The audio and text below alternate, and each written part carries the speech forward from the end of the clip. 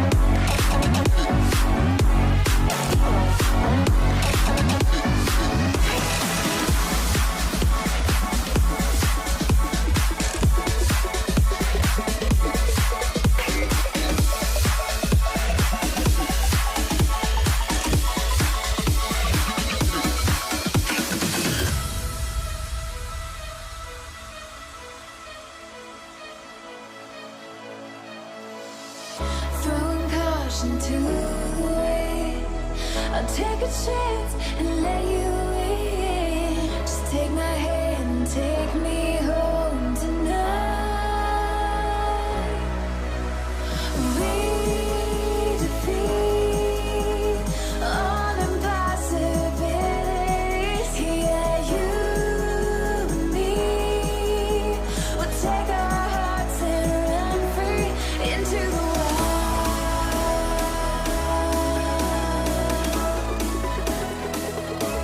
into the wild.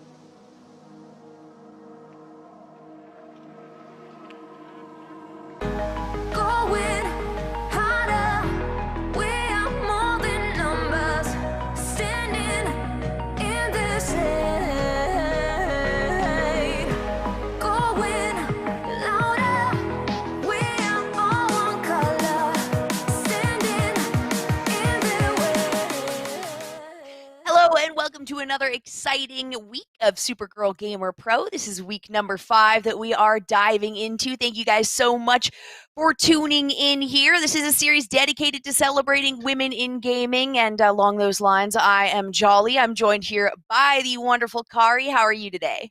So good. I'm again, as per usual, very excited for what's coming. It's crazy. It's insane. I really honestly think we should take a look at the bracket so that people can understand at what point of the tournament we're actually at here. Yeah, so we've got a new team name in there. As you guys can see, Hot Dog Warriors. If you have been tuning into any of the previous weeks, not a team we have previously seen with some pretty fantastic summoner names. I will say that right now before we get into anything. We are unfortunately not going to be watching them. We're going to be watching a different game. We'll get into that a little bit later. But a few familiar names here. As we can see, Ara, Fighting Dreamers, Gamer Snails, Air Force Gaming, Sailor Scouts, Chloe Plays, and, your Nightmares there up at the top. No limit testers, as I'm sure that was the first thing you guys noticed. Oh my gosh! Limit testers happened? not able to make it into the bracket. Hot Dog Warriors were a little bit quicker. I think they just had all 5 players ready a little bit earlier in the time. It's very quick too. People hop on immediately. You've got like 1 or 2 minutes before that bracket fills up. So, That's so crazy. yeah, I mean, it is crazy, but you know what? I like seeing a new team in there, to be honest. So we are I going to watch agree. one of these quarterfinals games. We should be broadcasting both of the semifinals games, and then obviously the finals game, which is always the most exciting knockdown drag 'em out of the night. Should be in a couple of hours there. Aside from that, what are we looking forward to now? Do you have any, I guess, do you have any advice before things start off? Again, we're not going to be watching Hot Dog Warriors, but what would you tell them going up against your Nightmares? I don't know, man. I just go with the flow, do what you can. Enjoy the ride. Your Nightmares has been incredibly formidable. We actually have a 3-way tie in points right now between Your Nightmares, Limit Testers, and Gamer Snails. So Your Nightmares is, I mean, they're at the top of the bracket right now, I mean, technically speaking. So it's not an easy game to go against. I'm really, really interested to see if Hot Dog Warriors has what it takes in that situation. But I mean, I'm excited to see the game. Hopefully, I mean, depending on, because we usually don't watch all of these beginning qualifiers. Right. So if something terrible happens to the Hot Dog Warriors, we won't even hear from them. So It's I true. mean, hopefully that's not what happens. But I would love to see. You know what? More than anything, Jolly, I would love to say the names of those teammates out loud. Yeah, they are So, pretty spectacular. I really do, yeah. love Your Nightmares, but I'm hoping Hot Dog Warriors makes it through. It's always also nice to see a new team do really well, and these are players that have been going up against each other for the last several weeks. This is week 5. We're getting over the hump, guys. This is more than the halfway point, as this is a 9-week series that we're going across. So seeing a new team come through is great, and it's more than capable for this team to cause an upset, to actually take over in points if they can continuously do well and sign up on time for the tournament there. If they can hop in before some of the other teams, then they absolutely have the potential to bring home enough points to actually go to the finals. Again, it's going to be the top 4 teams for the finals tournament at the beginning of October. Hopefully, fingers crossed there, that we're still able to do an in-person tournament that will be taking place in California. A really exciting time. Either way, you and I will be there, if I'm not mistaken. We'll be broadcasting the whole thing. So the story has been quite incredible this far through. Now, I mean, going into this week, we do know Yone, even though he's out, will not be included as a selection here for the champions. What about Lilia? We saw it once, worked out well. Do you think we'll see anything crazy again? Anything like Lilia or any random champions we haven't seen? It's been kind of consistent. Yeah, we've had like pretty much, like, we see that Lulu a lot. We see the Ash. We see a lot of very people are taking this tournament really seriously, and so they are making very safe picks. But we got a little bit of spiciness. We did get that Lilian sign me up. And we also got a Leona for that third game last week, which was really cool. It was very exciting. It didn't end up working out. However, it was good. So I don't know. Yeah, Yon is. I'm really glad that wasn't included in the roster here. I didn't think it would be either. I mean, there's been some really serious issues with balance with that champ anyway. So we'll just have to see how it goes. I'm hoping to see something different. You're right. I mean, you and I both really, really want to see some diversity in champ picks, but we also know that they're the tried and true, and they're all trying to get to the end of this tournament. So whatever happens, happens. And everyone's around the same elo as well. We've had incredibly even games, especially when we get to that finals game. Always going over 30 minutes. Gamer Snails doing an incredible job last week against Limit Testers. They ended up going down after a few fights went Limit Testers' way, but still really great to see that they are now tied for first. So even though we haven't seen Gamer Snails win a final, because they've been doing consistently well in this bracket, they have made up enough points here to be tied for first place. So that's all it takes sometimes, is just consistency in being good. And we're seeing a lot of that from these teams across the board, even though your Nightmares and Limit Testers have been in the finals, multiple times. Limit Testers alone, I think 3 of the 4, and your Nightmares, at least 2 of those. So really good numbers coming out of all of these teams. And some really fantastic and standout players. Is there anyone you're looking forward to seeing play today? Listen, we are the co-chairs of the Alpha Male Jungler fan It's club. true. So, I actually, yeah, just an incredible player. We're super, very well-natured too. There were some serious losses last week for our favorite Alpha Male Jungler. And it's fine. It's totally fine. Everybody has their bad games. And the fan club's still holding strong, win or lose. So, as you are aware, as the co-chair of the Alpha Male Jungler fan club, we will be watching out for that player, cheering them on as equally as all the other players, because we're not allowed to pick favorites, but our favorite is Alpha Male Jungler. So yeah, that's kind of been decided, I guess. After what week 2, I think, is when we got into that.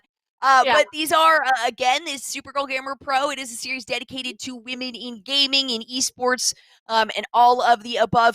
But we have at least 3 females for each team, 3 males or non-binary players. There is that non-binary representation as well included in here. So majority female or non-binary, basically majority not dudes is the idea behind all of this, which is really cool to see, especially with how well all of these ladies are playing, or whatever you might attribute yourself to be. Or call right? Yeah.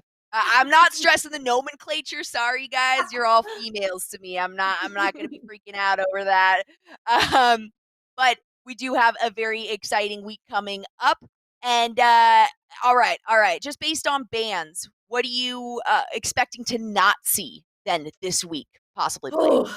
Probably no Kaisa. At least on the Kaisa is not oh wait, Limit Testers didn't get in, so we're okay. Yeah, this is gonna get through. That's right. I think Limit Testers probably they were like, hey, we're just gonna give everybody a break. We're gonna let you guys catch up in points.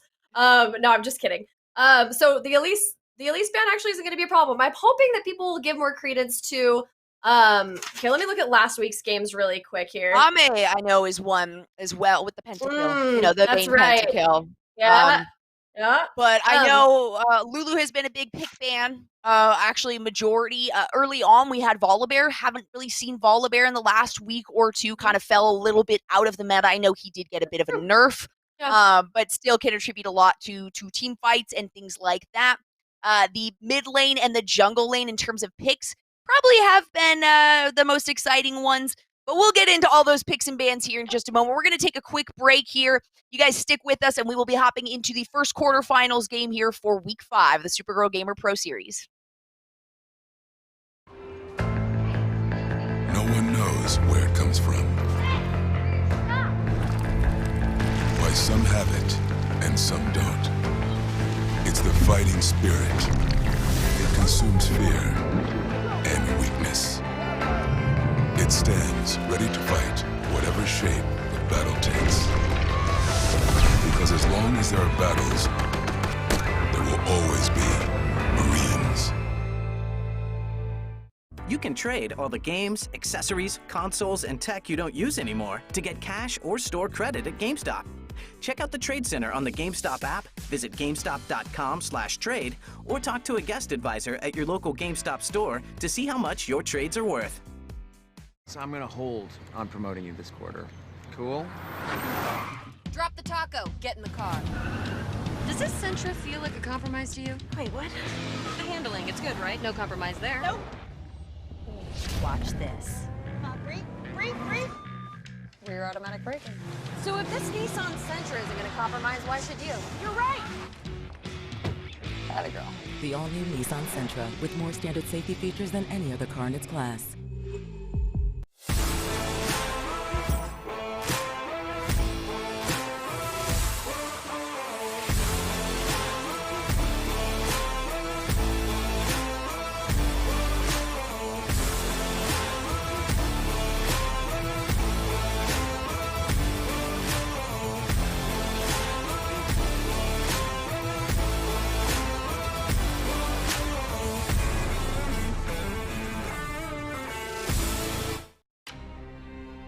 For a long time, we had to prove ourselves.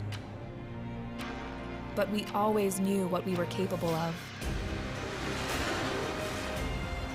We knew when the time came, we would be ready for anything. Our numbers keep rising. And so do we.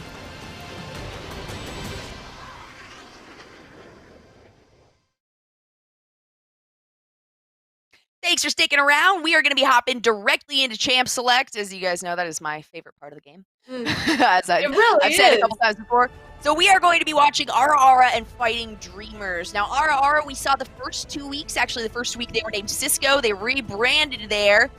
And a little bit of a swap. Or no, actually, it's their original roster, if I'm not mistaken here. Yeah, Cisco helps. That is correct. So their original roster, they swapped up the mid laner, if I'm not mistaken, last time in the second week. But we're going to start things off with Lulu ban and a Darius ban. They're on the side of RR. We have Cisco in the top lane, Helps Flyer in the jungle, Nikki in the mid lane, Humanoid Pumpkin as the ADC, and Joystick Rampage, a favorite support. All right, and then on the Fighting Dreamers side, we got Gamer Girl in the top, Inferno in the jungle, Eronis mid, Anida, and Crocivity. We'll ask you after. I blame them for having a weird name. That's who I blame. I agree with that. Yeah, okay, so here is the stitch. Nikki 1422 was the jungler last time. So, and then Help Slifer is somebody that we haven't seen play before, right? Have we seen that? Yeah, so this is the original roster. Like I said, they swapped it up the second week. They had Nikki in the jungle lane. They had OGs in the mid lane, who's not a part of this roster anymore. So but the bottom lane and the top lanes were the same. So they kind of swapped it back to that original roster. So we'll see if they make any of the same choices that they did. I know that first game that we watched them play did not end up going very well in their favor. It was up against the Sailor Scouts game 1. And they have, been struggling against them. And then the second time it was up against Your Nightmares, as we know, one of the high contenders there and one of the ties for the first place. Yeah. So that means that they are going up against Fighting Dreamers now. It's going to be a little bit of a mix-up for them. Cassiopeia, Aurelia as the bans to round out our Ara's first selection. Nunu and Willump there, and they're going to finish up here Fighting Dreamers on the first side, and we'll get into what the first picks are going to be. And it looks like a Yorick for Fighting Dreamers banned out. We have not yet seen Yorick at all played in this tournament. Yeah, we got a lot of respect to top and mid here as far as bans go. And Cisco, I do remember being a very formidable top player. So, as far as and they are the team leader, or they are the team captain on this team as well. So, I mean, those bans, they do make sense, especially it makes you wonder if perhaps there is a shed in Cisco's future. That has been extremely successful for previous teams in this tournament so far. The Galio pick, I hate playing against Galio. Really great pick, awesome, very strong, especially if you want to make a really strong psychological pick to start. He's great. He has an incredible engage and some really good CC. Is extreme, and he's also pretty flexible in his picks or in his build. So I mean, it's a solid pick. He can't obviously that much, but still. I think we both agree that we don't like Galio. No. We are both in agreement that Galio is a pain no matter where he is at on Summoner's Rift, and whatever his build happens to be there. Looks like an Echo and a Morgana lock-in, but the hero's entrance really on Galio is such a huge part that comes into play after level 6 that can really just, he can provide ganks. He can jump into fights near Dragon Pit or up near Shelly very easily. And then Orianna, okay, so you see a Galio and a Sumar at Galio mid lane. We have seen Galio in the past as a support. There was kind of a meta for that for a little while. But I can imagine that Orianna is going to go in the mid lane, and I can hope that the Ashe is going there on Humanoid Pumpkin in the ADC role. One can only hope. I mean, Season 8 tank meta was the absolute dominator. I don't know if you remember in Mundo, the Scourge of the top lane / jungle. Absolutely the worst time of my entire life. And yeah, that's a Galio support, and it's still good. That tank meta is still good, especially if you can have such a good frontliner like Galio, worth putting in that support role. You don't need heals when you have CC, right? You've got Orianna here, so you're good. The Misfortune pick, very strong. I absolutely love those really satisfying big thunk crits on people. I think it's a lot of fun to watch too, and I think a lot of people kind of underestimate, or did for a really long time underestimate MF. In Season 9, she was kind of a scourge though, so I suppose she's kind of earned her stars back from being part of the, the baseline early champs to being somebody who is really a good, consistent pick. Yeah, she hops in and out of the meta consistently. Yeah. And she is very effective, especially with somebody like a Morgana. Heavy engages, a little risky sometimes in terms of disengage and the limited capabilities with that. We are going to be hopping into the second round of bans. There's the Volibear I was talking about. That just doesn't want to be seen on the Fighting Dreamer side, as the jungle has not yet been selected. I can assume that Echo is going either top or mid, as he's effective in both of those lanes. Then a Mordekaiser, so lots of top lane bans here. We can see the Garen as another ban. So it is very likely that Echo is going in the top lane just based on those two bans. Yeah, I think that's a pretty safe bet too. I love both of these actually. All have really good possibilities for some really solid wombo combos to be able to be executed if the teams can get those good corridor fights going, which means that we probably won't see any, knowing the potential for both of those to be the downfall of these two teams. Good bans though. You've got oh gosh, Monkey Boy. Wukong. Thank you. I was called him Goku as a joke for so long that I erased his actual name. Yeah, Wukong there is a good ban. A great engager. So, I mean, they have... Ara has the superior engage right now, taking away another good engage champion. Solid idea. Great plan on their part. And yeah, of course, you were talking about the Garen and the Mordekaiser bans there on the or on Fighting Dreamer side as well. Very good. I don't know how I feel about Corki. I don't know where he's going to be going. What's the plan? I would assume mid lane for the Corki there. Yeah, to see what the final pick is. Yeah, not super often, but occasionally played very well in the mid lane. Oh my goodness! Very quick pickups there. A Teemo and a Set. All right then. Then it's got to be Ashe Galio bottom lane. Teemo in the jungle, and I say that because I know Help Slifer has actually played the Teemo in the jungle the very first game they played. Did not go very well, I will say that. And then the Malphite as the final selection here. So now, you know what? This could go any which way. It is very possible that Echo is in the jungle then, the Malphite is in the top lane, and the Corki's in the mid there with Misfortune and Morgana in the bottom lane. That would make the most sense to me. But you know what? We've seen crazier things. We have... Okay, that is what it's going to be. We have a Teemo in the jungle at the moment. I love seeing Set. I don't believe we've seen Set picked up at all in these games in the past, have we? No, not at all. And he's a really solid, good way to make up for the damage deficit between like Galio when you're adding those engages there. Orianna really doesn't have any lack of damage available unless they're building MR, which is a huge problem, and then Set can come in and supplement this. This is a very well-balanced team. I'm not going to say that I am a proponent of Teemo jungle. I'm not going to say that. I don't think it's a good pick. But listen, Help Slifer seems insistent upon proving to us that this is the pick that they are going to make work. And who knows, maybe I'll eat my words after that. I would love that. I would love to see this Teemo jungle pick go through clutch. I don't think I've ever wanted to see a Teemo really do well. Like, honestly, I'm not going to lie. I don't think I've ever been like, yeah, go Teemo. You're such an old school League player. The hatred for Teemo runs so deep in our veins. It's true. I'm not even that old. I started playing Season 5, nice. And I started playing hardcore Season 5. But even that, it was such a norm to just hate Teemo that you're right. It's a part of me now.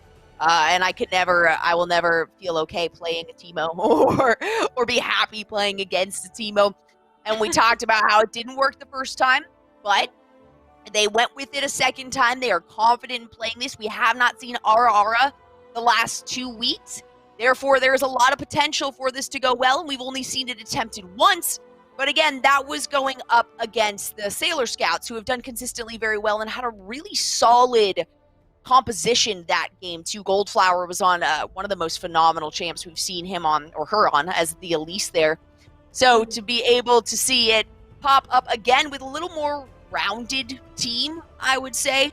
A little more consistency in the bottom lane so that Teemo likely won't have to go down and check up that often, hopefully kind of focusing towards the mid lane and the top lane here. The Echo really has the potential to move down wherever such heavy engage, but a little bit later in the game for his potential to really show up. Yeah, it definitely Definitely agree with that situation. I think that the bottom lane, you're right. It's built for self-sufficiency, especially in the face of this MF and Morgana combo. They're going to be very safe, I think. I think they'll be able to, that Galio can protect them against any sort of offensive. But there is always the chance that Corrosivity will land one of those binds on Humanoid Pumpkin and it's over. So it's kind of a situation between both of them depending on each other and making sure that Teemo doesn't have to pay attention to that lane too much. And can get some really, really good farm going up there and get himself going is kind of how the key to their success really is, that these lanes have to stay, they have to stay stable because, you know, if they start to feed or if they start to die really early on, that can really shake a jungler that doesn't necessarily have a very strong start. Nothing too crazy in terms of the moves here. We can see the set pinging out the Echo as he appears in the top riverside. The Teemo, the observers are clearly listening and love to show that little devil Teemo. I do love, we'll have to say the Galio skin is probably my favorite skin on the map at the moment. As good as that Ashe skin is on Humanoid Pumpkin. Yeah, there it is. Look at that Eagle Scout. Boy.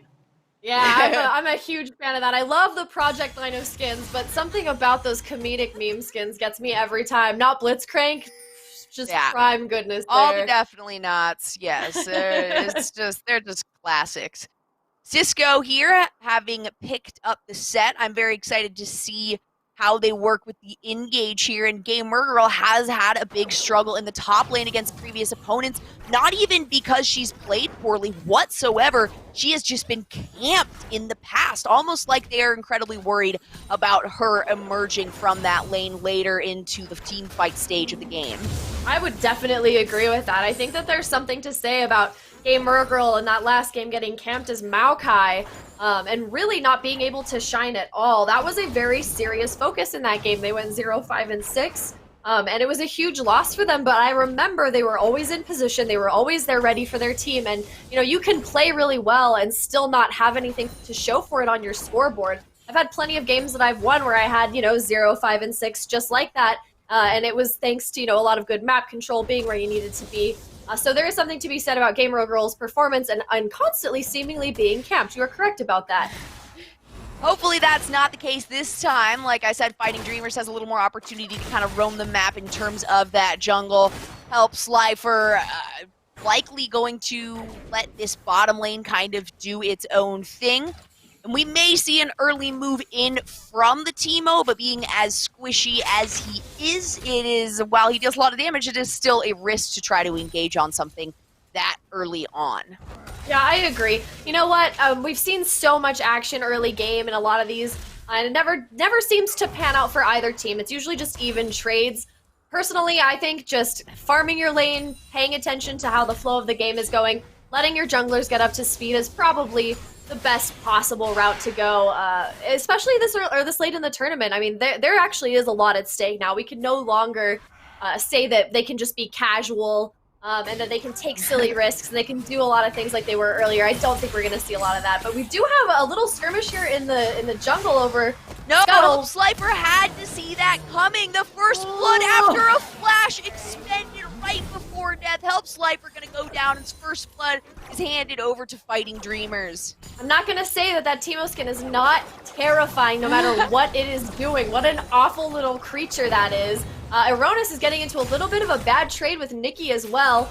And Humanoid Pumpkin still doing very, very well, walking out of those Morgana traps and just keeping it together as far as bot lane is concerned. Humanoid Pumpkin, it looks like they did have a bit of an unfavorable trade using some pots there just to catch up. I am having a really, really hard time being a serious caster looking at that Galio skin. I'm trying so hard, Jolly. I'm on the cusp of actually breaking out into laughter and tears. So you know what? Let it happen. That's the point. That's the idea. So good. If you don't laugh, Joystick Rampage will be very upset with you. That is exactly why she chose that skin.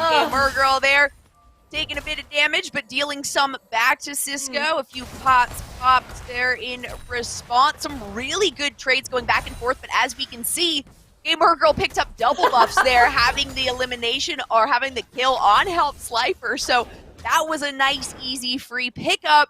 and a really good buff, double buff, I guess, to be Yeah. had in the top lane, meaning Cisco has to be very, very careful for the next couple of minutes. Nothing makes it more obvious than this early in the game, just watching their mana and their health just go up with that double buff. It is actually like devastating for Cisco's game this early on.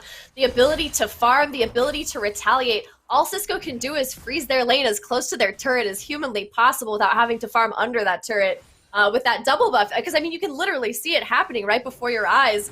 Gamer Girl can take all sorts of risks because they'll have all of their health back and all of their mana back within moments. So a big bummer for Cisco, but otherwise, Humanoid Pumpkin struggling a little bit in the bot lane. Not great trades. Listen, that double buff is gone now, so I think that we're going to see a little more even play from Cisco and Gamer Girl. But it was kind of funny to watch Malphite bully him out of that lane for just the briefest moment. Solid push, though. We yeah. actually saw the vision come through for Teemo, recognize that there is a ward in that top river bush, and then also the response from the Malphite pinging it out, saying, hey, the Teemo just revealed this ward. They know what's going on here. They're likely not going to make a move, though, because the ward still lies in position. So really good positioning and vision from Gamer Girl specifically to prevent that Teemo from potentially moving up. Had that ward not been there, that likely would have been the case. Yeah, I like to see some good warding coming out of both of these teams. With Fighting Dreamers taking a little bit of an edge here. These are actually fairly evenly matched teams as far as ELO goes. And so I think we're going to see a really solid game with very few vision-related mishaps and being taken advantage of in that regard. You can't. We're in week 5. If at this point everybody isn't taking advantage of wards and strategically making sure that they are placed or that they are being countered, I don't know what to tell teams at that point. You know what I mean? I think that everybody who's come this far that is still feeling competitive and is still trying. Ooh, coming in for the gank here. You've got Inferno just taking out Cisco 2145. That's 2 in the favor of Fighting Dreamers. And the kill went to Inferno. So good pickup on Inferno. Already kind of a rough start on the top/jungle there, but that's the kind of action that we have seen. Most of it is happening on that top side with in front of Shelly with the scuttle. We have seen all of these games, I would say, pretty definitively. Focus majority of the action happens on top, which has been a pleasant surprise and a nice deviation from the previous norms. And I know that that was something that Riot was focusing on when they made changes to the game. They wanted us to stop playing to Dragon all the time. So, and the wish came true. It's been really awesome and really lovely to watch the way that these play out and the different strategic bets that they can make. I've been really surprised at how risky and how the lane pushing, like the lane flow on top, is not very well controlled. It seems like top laners, just in general, don't necessarily know the ebb and flow, the lane freezing, all of that. And they're kind of, because now this is maybe the first season that we've had such a focus on top, they're kind of learning. They're learning how to freeze their lane. They're learning how to not push so hard. They're learning to ward a little better. So I'm just trying to exercise patience with my own top laners in my own games. Has been kind of funny. We do have Inferno engaging Dragon here. And there is going to be a little bit of retaliation, but it doesn't look like they're going to be able to get to it before it gets burned down. Aronis just trying to keep Nikki away from that Dragon Pit. There's no vision or anything on the side of Ara towards the bottom lane, but you can imagine that Nikki kind of had an idea of what was going on there, just was not able to make a move in that direction, as Aronis had dealt quite a bit of damage in the meantime. And a really good parallel convergence as well from Echo towards that top lane to get the second kill. There's really nothing you can do about that. As a set, once you're stuck down and an Echo jumps in, you have to kind of turn on that. There's no way to escape from it. The ultimate, though, is going to come out from Cisco. Gamer Girl taking quite a bit of damage here. The flash out from Cisco and a dash from Gamer Girl there. The ultimate actually coming out defensively instead of using a flash. It is a shorter cooldown, so probably a solid idea from Gamer Girl.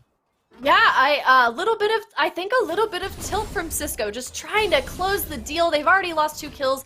All the action has happened in front of Cisco and at their expense almost. Well, actually, legitimately at their expense. So I can see why you would want to do that flash, why you would want that kill, but you do have to remember Malphite does have that dash, and he can get away, especially when you're that close to the turret. It wasn't a for sure thing. It probably wasn't a thing at all. So We've got some really good consistency going in bot lane, though. Really impressed with how Humanoid Pumpkin and Joystick Rampage have just been trying to kind of keep this lane closer to them, knowing that their damage threshold is not quite as high as Corrosivity's. Oh no, Cisco 2145 once again is taken out by the Gay Murgirl and Inferno combo that is turning out to be quite the powerhouse here. Help Slifer is really not able to do a lot about this Shelly situation. Did go in for the steal though, and actually managed to pick it up. Oh, sorry about that. I froze up there for a second. The ultimate, oh my gosh, coming out there. Inferno's gonna use the ultimate in response, and Aronis uses the package to take down Nikki before Echo can be eliminated. The Ignite did go down. No, sorry. No Ignite went down. Actually, it may have. Yeah, it did. From Nikki there in response, but it was not enough to pick up the Echo, who is doing very, very well now. Inferno sitting at 2-0-3. Really good performance from Inferno, just making sure that they, in between furiously farming, making sure that they are watching the lane flow and picking up kills. Whenever Cisco ventures out from their lane, Inferno was there, and I think that's a really great testament to their ability to watch this lane in addition to doing their little PvE jungle farming. So I think that this is a really solid situation, but on that flip side, Help Slifer did manage to pick up that Shelly there, which I thought was kind of a funny, silly thing. Also a testament to how annoying Teemo is, just in general. Gosh, it's so true, though. Yeah, why? Of course he would take it. Joystick Rampage is going to try to go in on this one. The exhaust coming down. Help Slifer is going to follow it up. There comes the Crystalline Arrow onto Corrosivity. Humanoid Pumpkin getting the pickup on that. The jump in from Inferno across the wall, and 2 teleports coming through. A flash away from the Echo there, but Aronis on the backside is going to take down Help Slifer before she has the chance to escape from that fight. Humanoid Pumpkin won't be the next target as Joystick Rampage tries to prevent aggression onto the ADC there. A flash out from the Galio. Inferno continues that one on though and does find a kill and takes down Galio. Lots of summoner spells expended there. Nikki trying to do something to help anything. The shockwave coming out. Oh, he's going to get a shutdown there. Aronis is going to pick up the responding kill and continue on a spree. And it was a 3-for-2, I think, for RR, yeah. Or 3-for-3, I think, maybe back and forth on that one. Yeah, 3-for-3 there, so a solid even trade. A little bit maybe more in RR's favor just because of the bounty on Inferno. As one would say if they were playing this game, or in favor of Nikki, worth, I would say, an absolute worth. So solid on their part, shutting down Inferno and just making sure that he doesn't have the chance, but we still have this budding threat. We have Aronis in the middle lane there with a 400 gold bounty, already a completed item as well.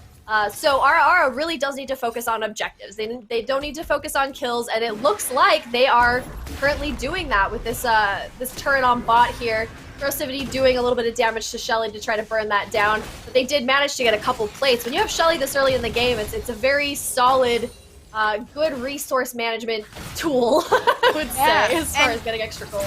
Good response as well in the top lane with Cisco actually burning down 3 plates there. Hero Entrance coming in as a defensive maneuver, I believe, there for Joystick Rampage. Aronis and Inferno were trying to take on Joystick Rampage in that engage. Fighting Dreamers are immediately going to turn onto this dragon, though RR definitely knows his Humanoid Pumpkin just shot a little bird over that side.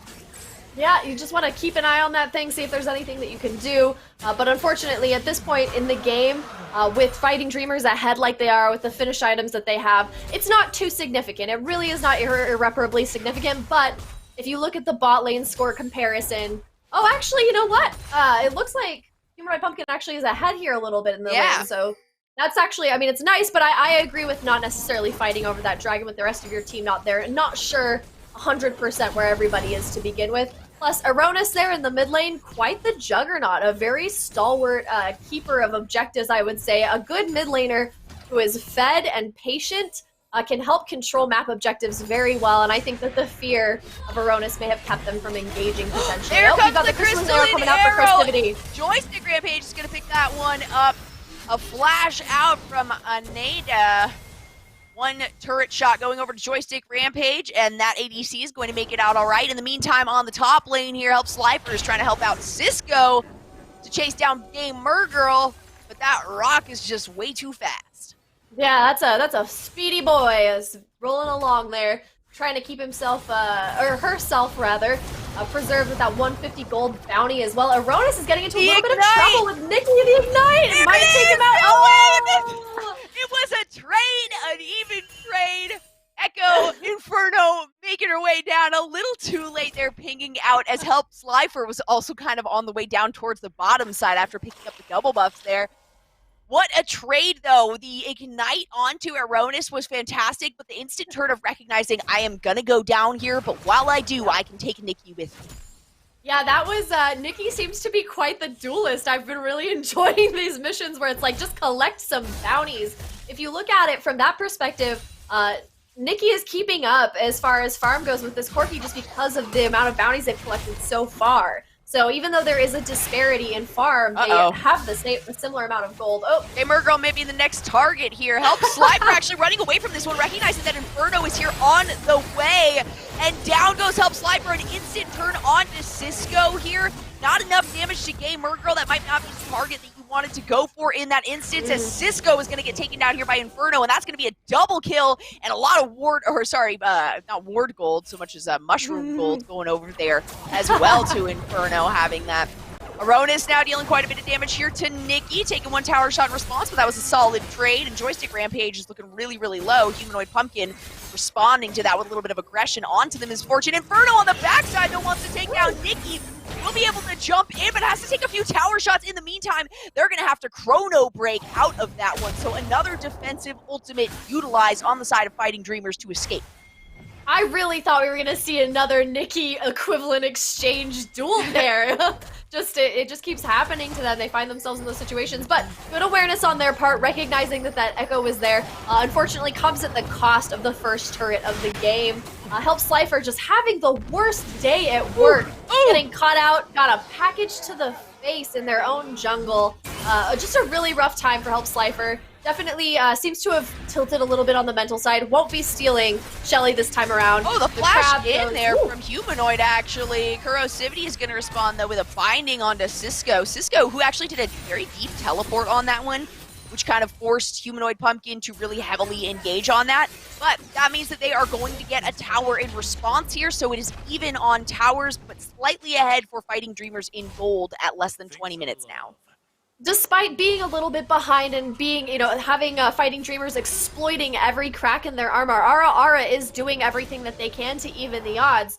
And Cisco did recognize that it was the point in the game where they needed to take some sort of tower. Having mid-tower gone is difficult because it's the fastest way to somebody's nexus, so you have to get any sort of resource to try to even the score there. Great job, great teleport, seeing that was a disparity that they could take advantage of. Now there is actually some pings happening towards Infernal as well, but there's still a little bit of time left on that. Oh, Shelly charge, just a little late.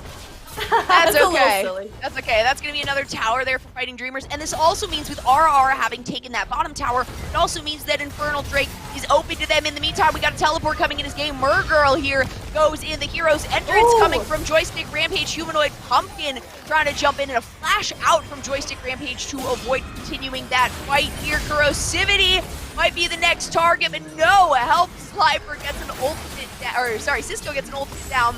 Help Slifer ends up falling in that fight. Aronis on a killing spree, and now on the other side of the map, Joystick Rampage and Humanoid Pumpkin are being engaged on once more. Gamer Girl and Aronis now joining forces towards the top side. That's going to force a recall back from Joystick Rampage, and that's going to give Fighting Dreamers a very easy access to this Infernal Drake.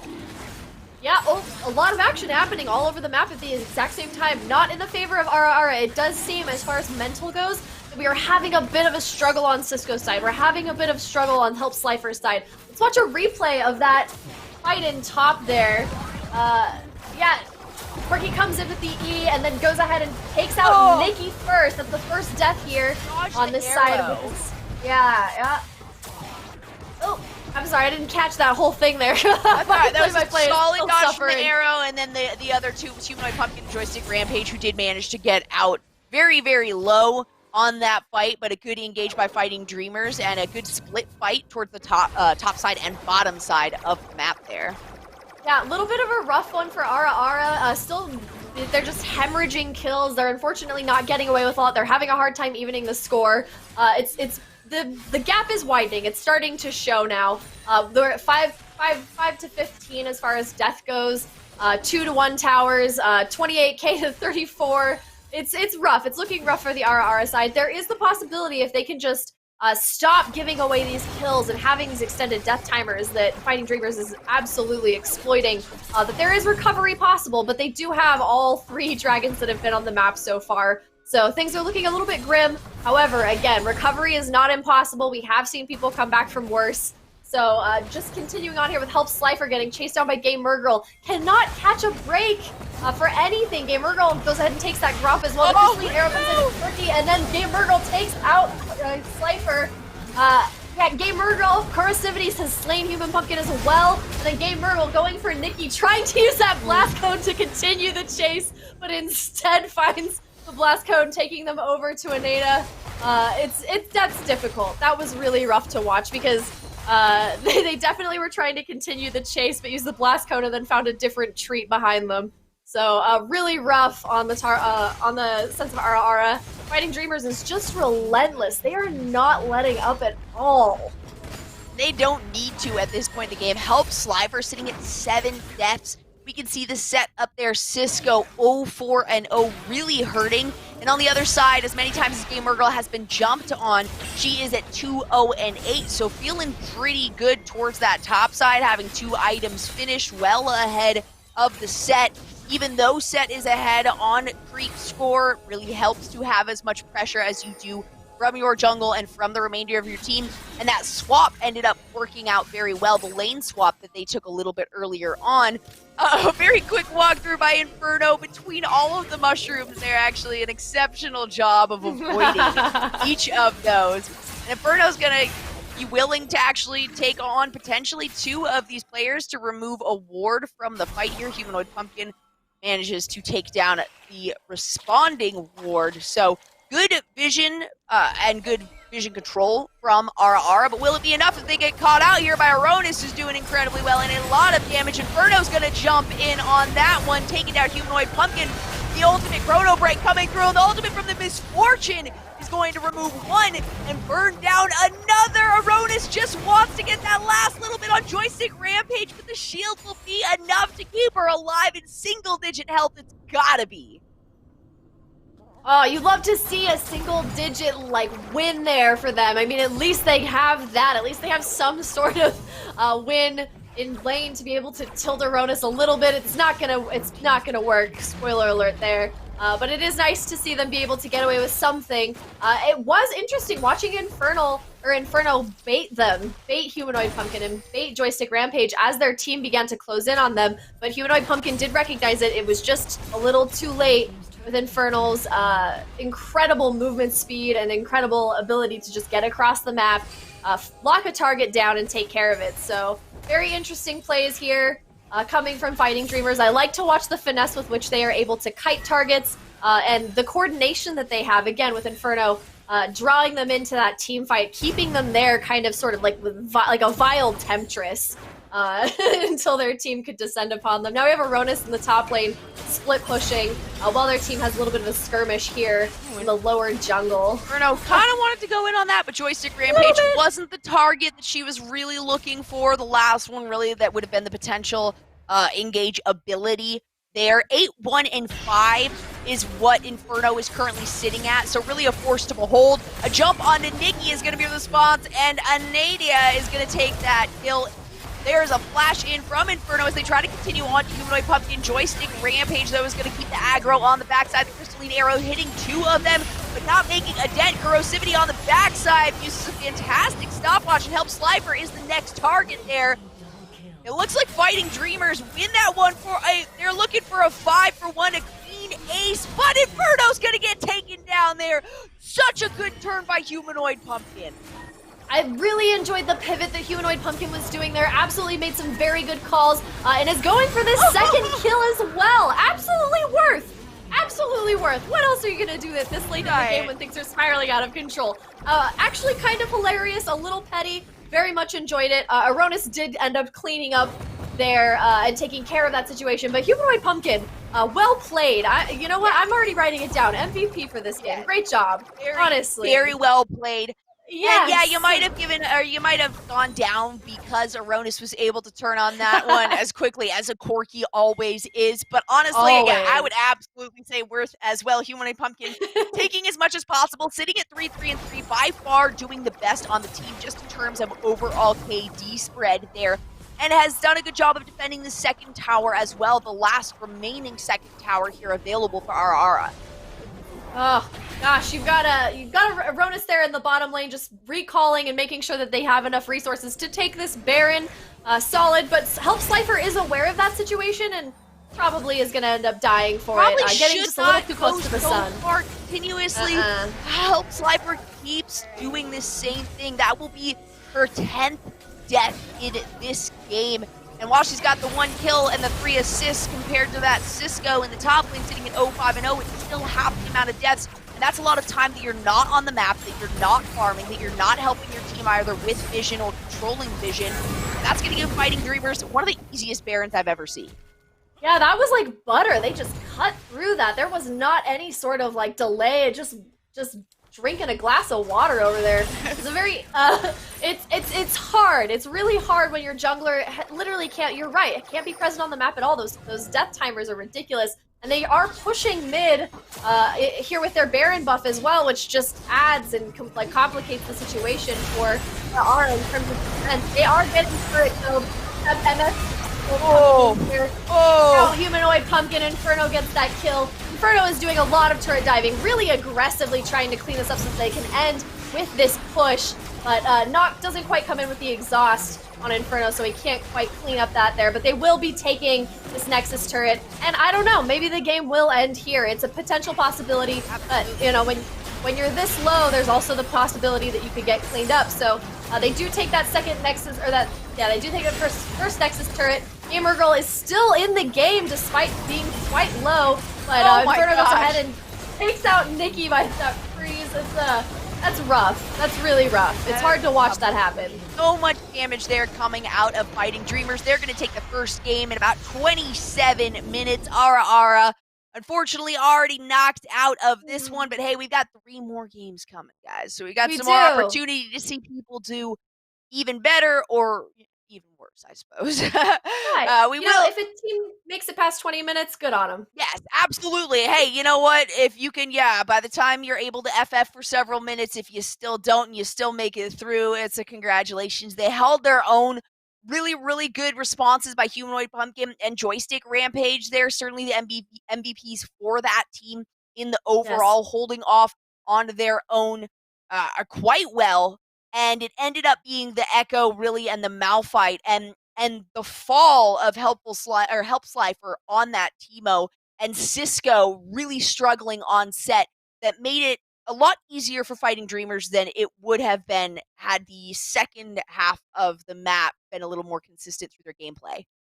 Yeah, really rough on the mental there. You really saw Cisco degrade as far as performance goes. They started out pretty strong, pretty patient, and then Gamer Girl got that double buff and was pushing them out and freezing them in their lane and made it really difficult for Cisco. And then Cisco did that flash, tried to flash kill Gamer Girl, dashed out, and that is when I think Cisco started to break down. And that was a really unfortunate, it's hard to watch that happen in a game live, but you start to see a player just start to, they call it throwing for a reason. You literally just pick stuff up and start throwing it at the enemy team with very little direction.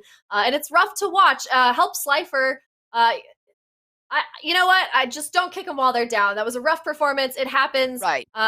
We love to see Teemo fail, but I hate to see the player themselves fail. Absolutely. So, I'd much rather see a pro player fail on a Teemo. I hate to see one of our players in this tournament fail on a Teemo, and it didn't work the first time.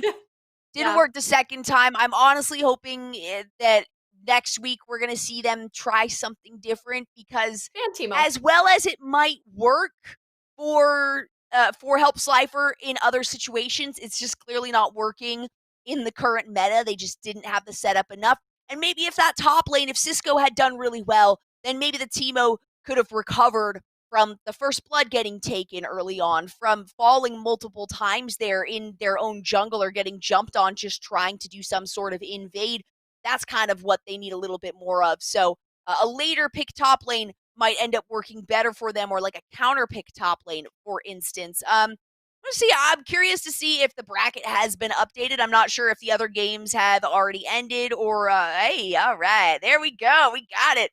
Oh, your nightmares and fighting dreamers. Unfortunately for us, Hot Dog Warriors did not make it through. Gamer Snails and Sailor Scouts. Hey, that's very reminiscent of the very first week and some familiar players that we are seeing there. So we'll cover both of these games and then head on to the finals, obviously, once we have completed each of the semifinals. Game one there that we observed going over to Fighting Dreamers, but really, really hard fought. And I can imagine that everyone in that first section, the quarterfinals of the bracket, were very hard fought games. Slightly disappointing, though, to know that none of the games went over 30 minutes if they all started around the same time, that kind of thing. Yeah, because we already have the results. Yeah, it's unfortunate that that happens, but happy to see the same recurring faces. I would have loved to see Hot Dog Warriors. Would have loved to see Chloe Plays. That I know the Chloe Plays has been trying to get through to this bracket for a couple weeks now, and you know what? Steady improvement is actually, I really appreciate that kind of scrappiness, that they are here every single week, that they're entering the tournament, and I cannot wait to cast their game when we see them break through this bracket, which I hope they do. Even if they don't, you know what? We'll make sure that we cast them next time. Yeah, we that's my occasionally promise. get a little bit of a choice. Yeah, Chloe Plays. I would really like to be able to see those players, as they have shown up almost every single week here. Yeah, and I mean, they've been fighting valiantly. They have been at least continuing to show up, you know, and that's how you get better, by playing people that maybe are better than you until you inevitably become better. yeah, I love to watch that. Again, scrappiness is kind of the name of the game. Adaptability is a huge part of this game. And if you can learn through these 5 weeks and improve and break through that bracket, more power to you. And it's definitely nice to see scrappy players like Mer Snails have lost before, Sailor Scouts have lost before. And so it's nice to see them returning even better than they were before. I mean, that those games between Limit Testers and your nightmares, they've gone both ways just because these teams have improved, adapted to each other's play styles. It's been great. This is a really exciting tournament so far. And this is reminiscent, at least for those two teams in particular, of the first week. I say that because they were in the finals together for the first week there. And I think Sailor Scout, Mer Snails ended up taking home. It was almost a 40-minute game. So it was very, very even before. We'll see how these two teams have progressed so far in the last several weeks. We haven't seen as much of them in the games that we broadcasted, but they've clearly been playing against other teams and against each other enough that it will be a very exciting game. We will hop into that here very shortly. We're going to take a quick break, though. Don't go anywhere. We'll be right back with Supergirl Gamer Pro Series.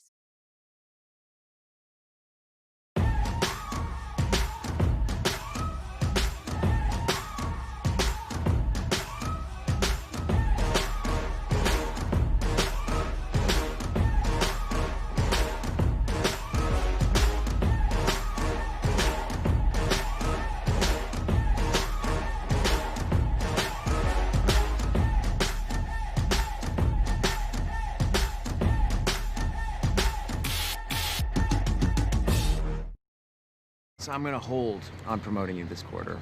Cool? Drop the taco. Get in the car. Does this Sentra feel like a compromise to you? Wait, what? The handling, it's good, right? No compromise there. Nope.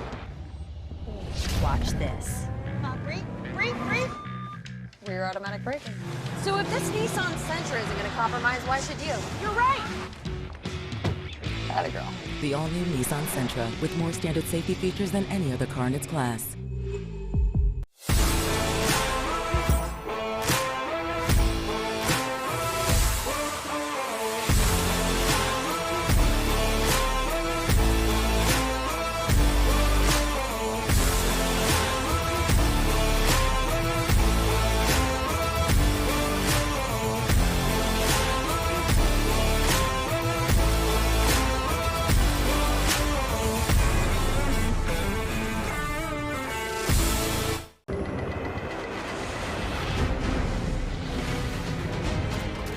It's not just the ships, the armor, or the aircraft.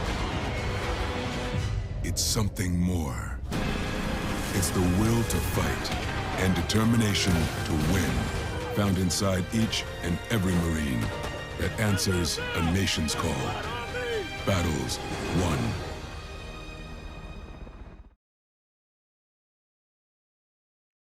Thanks for sticking around. We just saw a really exciting game here between Fighting Dreamers and Ara Ara. Ara Ara, unfortunately, was not able to make it past the quarterfinals as we've seen in the past, but that means the Fighting Dreamers is going to be moving on to the semifinals bracket, which is what we are going to be watching. Your Nightmares versus Fighting Dreamers and Gamer Snails versus Sailor Scouch, which should be a little familiar if you remember back to week number 1, the finals there. Gamer Snails were able to take it home, and they were actually in the finals last week going up against Limit Testers.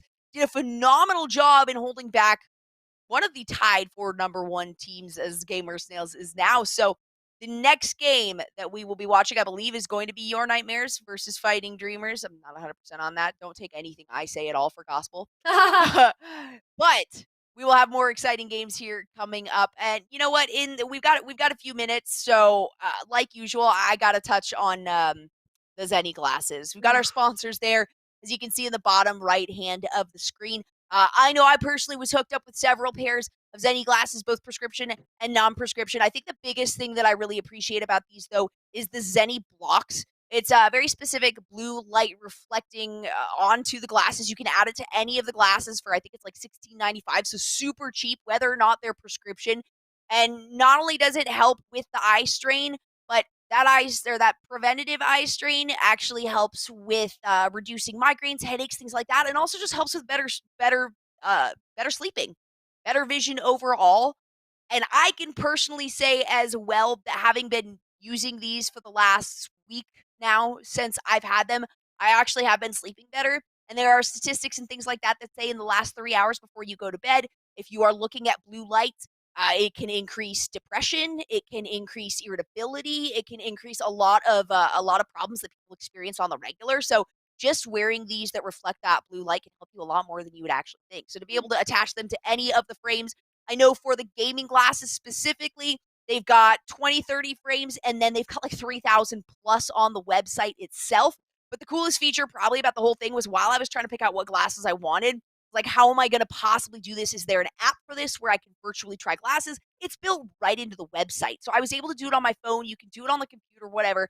It does a little thing. You move your face back and forth, and then you can go to any pair of glasses, any color, any style, whatever it is, and select the photo of yourself. However many, you can do as many as you want, and it kind of stores them onto your account there. And you can virtually try on any of the glasses. It was one of the coolest things I've ever done. And I definitely recommend people that are having issues with eye strain, or even if you don't realize it and you don't think you have eye strain, but you're sitting in front of a computer all day long, just try it to realize how big of an impact it actually makes. And the prescription lenses are absolutely phenomenal. I haven't put contacts in for at least a week now. You like to hear that. I have the funniest pair of Zennies. Do you want to see them? Hey, so I got these like 80s sunglasses. They're my hater blockers. Are you excited? Yes. I seriously can't tell you how much I love these sunglasses. They have the reflective, and they also have the UV protection. Yeah. Hater blockers. That's spectacular. Yeah. I gotta get me some of those. I didn't even get the chance. There's so many frames and so many different glasses styles that they have on there. I didn't even get the chance really to check out the sunglasses and things like that. I mostly was observing the gamer glasses. And I gotta show it again for anyone that didn't see it last week. This is one of my favorite parts. Case. The glasses case is so freaking cool. Okay, so this is the glasses case. You take it, you fold it inwards like this, and it just folds right up into like a little compact. You just slip that in your pocket. If you have dude pants, again, this can't fit into girls' pants, whether or not you have pockets. Or throw it in your bag or your jacket or something like that. But being able to just kind of pull out a glasses case and have a full-sized one without having a giant bulky thing in your bag when there's no glasses in it, that's always so frustrating. Just like, okay, this is just until I'm done right now. So having the ability to it's so easy to, and I'm not smart, and this is that easy for me, so that's saying something, guys. Okay. It comes with each pair of glasses. They have the standard little plastic cases too that came with them, but I instantly was like, those are going in a drawer. All of these are being utilized immediately. Plus, they're just like a cool color and they look really cool. So they are really cool. Got to touch on that, of course, as I was hooked up, and I just can't stop talking about these darn glasses. They are so spectacular. Looks like that's good timing, because it looks like we are now ready for some Champ Select. We're going to swing it over to that. and see what we are up against with Gamer Snails going up. Oh, we are doing Gamer Snails and Sailor Scouts. I am very stoked for this matchup right now. Yeah, you know what? Tried and true. Huge fan of the Gamer Snails. That's one of the funniest team names that we have. But Sailor Scouts, of course, I'm a huge weeb, so they're, very close to my heart. We have Gamer Snails on the blue side here with Noisy, Ghost T, Kaori, Riot Pandantix, which I don't think we've seen before, and No. Yuki Nagato 998, which is a Suzumiya reference. Sailor Scouts on the red side, they are going to be Prothean, one of our favorites, Goldflower, I guess another favorite, Pan, Lilac Soul, and Neki Lime, a very solid bottom lane. Yeah, Sailor Scouts has not had I don't think any sort of roster changes at all. Although I do have to clarify, the first game of the first week that we played was Gamer Snails and Sailor Scouts, right? Sorry, we didn't play, that they played. And actually, Sailor Scouts were the ones who won. So we had Prothean, I know, and I didn't want to rob them of that. I wrote it down feel wrong. like I owed it. No, they absolutely do. That's what I thought. That's funny because that's what I said at first, and I was like, oh no, it's Gamer Snails. Yeah, I did. I felt it. I thought that they had actually taken it. So Gamer Snails, even not having won that first week, if I'm not mistaken, are tied for first place at the moment. So this is going to be a big endeavor for Sailor Scouts. Even though they won against Gamer Snails before, I don't want to say I don't think. I definitely think Sailor Scouts could hold their own for sure against Limit Testers. But the way that Gamer Snails held up against them last week was really spectacular. Yeah, I completely agree. You know what? It was like David and Goliath, except Goliath got crushed, which is an unfortunate part. But he put up a good fight. He had his little boomerang, he's throwing rocks at him. It was good. He did. I was just so impressed because we all went into that game knowing how it was going to turn out, but hoping for the best, that Gamer Snails would put up a formidable fight. And we did. We had a very long, good fight. I think I actually have the final score here, and they did not get crushed by any means of the words. It was Limit Testers versus Gamer Snails. It was 26-9. It's okay. It's not that bad. And I think it went to 28 minutes is what I've got here. I don't know if that's correct. But the Gamer Snails did really well. Nobody fed. Everybody had almost the exact same amount of deaths as well. So that it kind of was like the natural course of the game. But we do have a Leona ban, which I'm disappointed to see, but sad but understandable. Mercenails, it looks like they're banning towards the jungle, which is good because Goldflower is a threat. Is probably the biggest threat on their team. Absolutely. Although Neki Lime and Lilac Soul together as a pair have been really good, but Neki Lime, I don't think we give supports enough credit. I think Neki Lime deserves a little bit more of our love and support, and so I just want to put that out there. That banning that Leona, respect ban, and it takes a good reputation to get supports banned, and so I think that's a really great testament to how good Neki Lime actually is. We do have we got Hecarim on Gamer Snail's side, we got Jinx and Yumi, pretty standard picks. Ghosty has played Hecarim before. Ghosty has played Hecarim, and Goldflower has definitely played Pain, guys. Has definitely played Goldflower. It worked really, really well. Pan, we have seen multiple times on this Ahri and do a phenomenal job. And really everyone's favorite so far in this whole tournament in terms of ADCs has been Ashe. We have not seen, have we seen a Jinx at all, actually? Have we seen not a single Jinx, guys? So I'm pretty excited to see how this new ADC, at least new to this roster, is going to do. A Yumi Jinx combo there can be very devastating, but in most of the games we've seen with Yumi, it has not gone very well in their favor. Yeah, it gets pretty rough. I think that honestly, with just a little bit of consistency, we'll see different outcomes here. I honestly don't know who's actually going to win between these two picks either.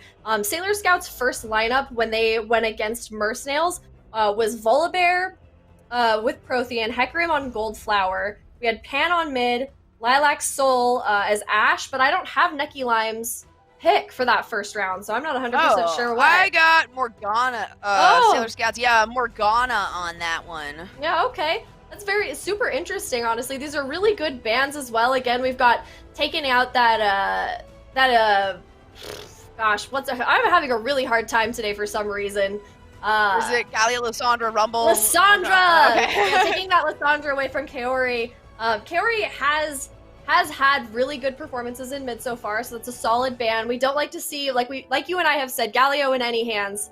seems to be able to turn the tide in a lot of games, has a lot of CC unless you shut him down really early, like the last game that we saw. Yes. Yeah, that was very effective, shutting him down very early. Again, I'm worried about, this Kayn, how incredibly well Goldflower has performed. I think there was one game, actually, where the Kayn was picked up again, and it was kind of shut down a little bit. The Talon is going to be a lock-in for the top lane here for Game Snails, so there's a response potential from Sailor Scouts here to try to avoid or try to counterpick that. A very squishy team, I will say, on the side of Game Snails. There is a Yuumi, which helps add to things in the bottom lane, so luckily Ghosty likely won't have to make his way or her way down there early on unless they want to go for an early kill or some really early pressure. But not a lot of damage can be taken by many of these members if they do get engaged on heavily.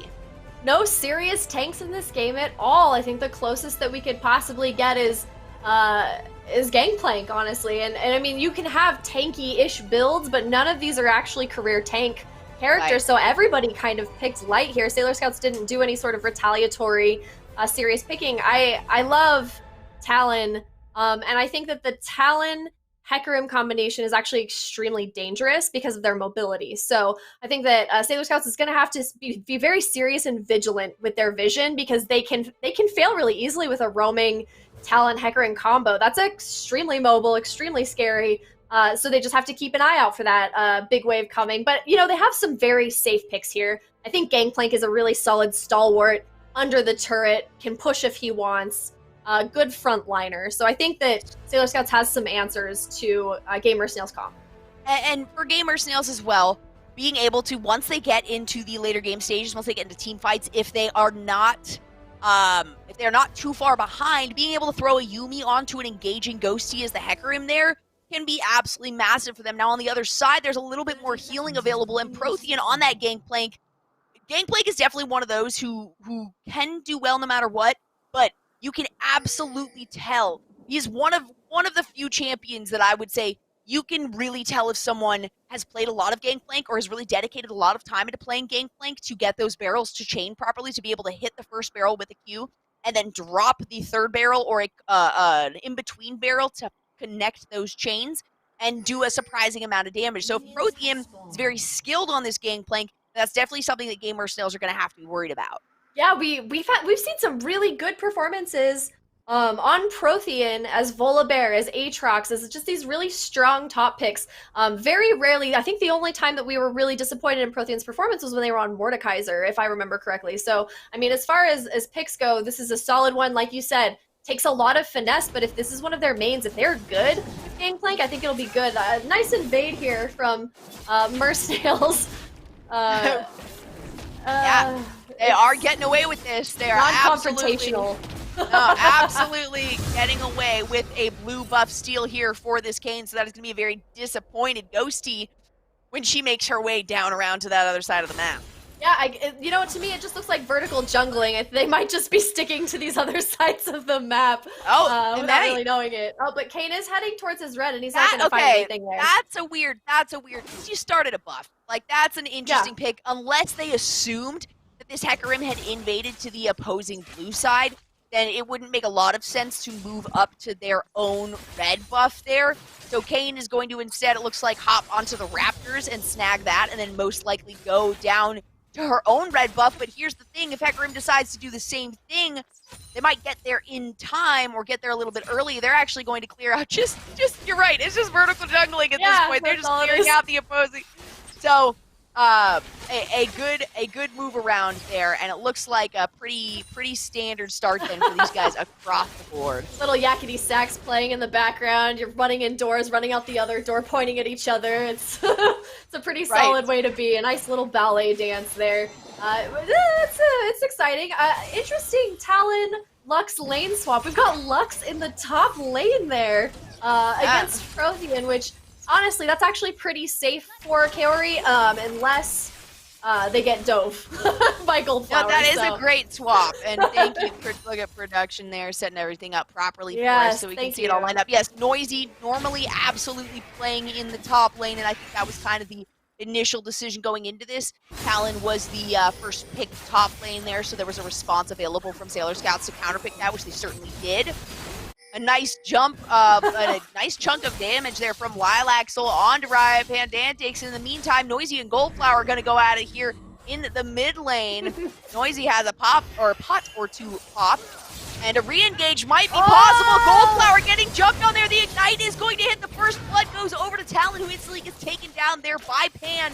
But you know what? A 1-for-1 plus the first gold blood may have been worth it for them. Honestly, Noisy, it did our girl Goldflower dirty, but I kind of liked it. Riot Pedantics is actually in a little bit of trouble here, though, on Jinx, but manages to pop their heal, pop a pot, and try to preserve, even with Yuki Nagato not present, unfortunately. That was an interesting first blood. Definitely aggressive on the part of Noisy, but I think that's kind of the game that Noisy wants to play. Kaori getting burned down by Prothean, but Ghosty looks like that was a situation. You gotta back out! Kaori has to use the flash in response. Prothean is definitely gonna get taken down here, and Kaori is going to pick it up, but in the meantime, Prothean finds the range on the Q. It is a 1-for-1. Ghosty was just there for some flashy horse action. Yakety Sax again with the Yakety Sax in other doors. This is pure chaos. This is actually really kind of exciting. We're at 4 minutes and 50 seconds, and we have 4 kills on the map and a 500 gold disparity, which is absolutely nothing this early in the game. It means nothing. We had a fun vertical jungling at the beginning. I think we're in for a bit of a party here. This is a little bit of... Everybody's getting kind of spicy. I like that. I like that Prothean went for it in another world, in another life, where Goldflower... where Ghosty was not there, Prothean would have cleaned up very well there. I understand why that play was made, but you do need to know where the enemy jungler is at all times if you're going to make plays like that, especially,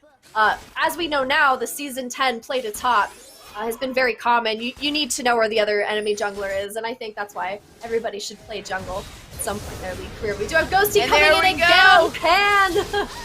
And is not going to be able to escape this one. Noisy very easily picking up that kill. Plenty of time to get plates down, and 3 and 2 already the kill spread going across the board, with 2 of those kills going over to the Talon, going over to Noisy. But take a quick look as well at the CS differential in this bottom lane here. While Riot Pandantics has been doing a really good job of responding to things, preventing anyone from invading the jungle, helping out with the dragon here, as we can see, they're very far behind on CS, and as a Jinx, you can very easily fall behind in terms of that lesser gold amount early on, so they've got to be very, very careful. Goldflower's going to get jumped on here and actually flashes out and away from that one. Definitely would have gotten taken down by Noisy, and in the top lane, Kaori goes down. Prothean takes a few tower shots there, uses the ultimate, and ends up coming out on top. It's a little bit of the danger of sending a mage top, but Talon is an extremely hard counter for both Lux and Ahri. Talon is an extremely hard counter for both Lux. Just Lux. I'm getting the team confused out. Very cute, very funny.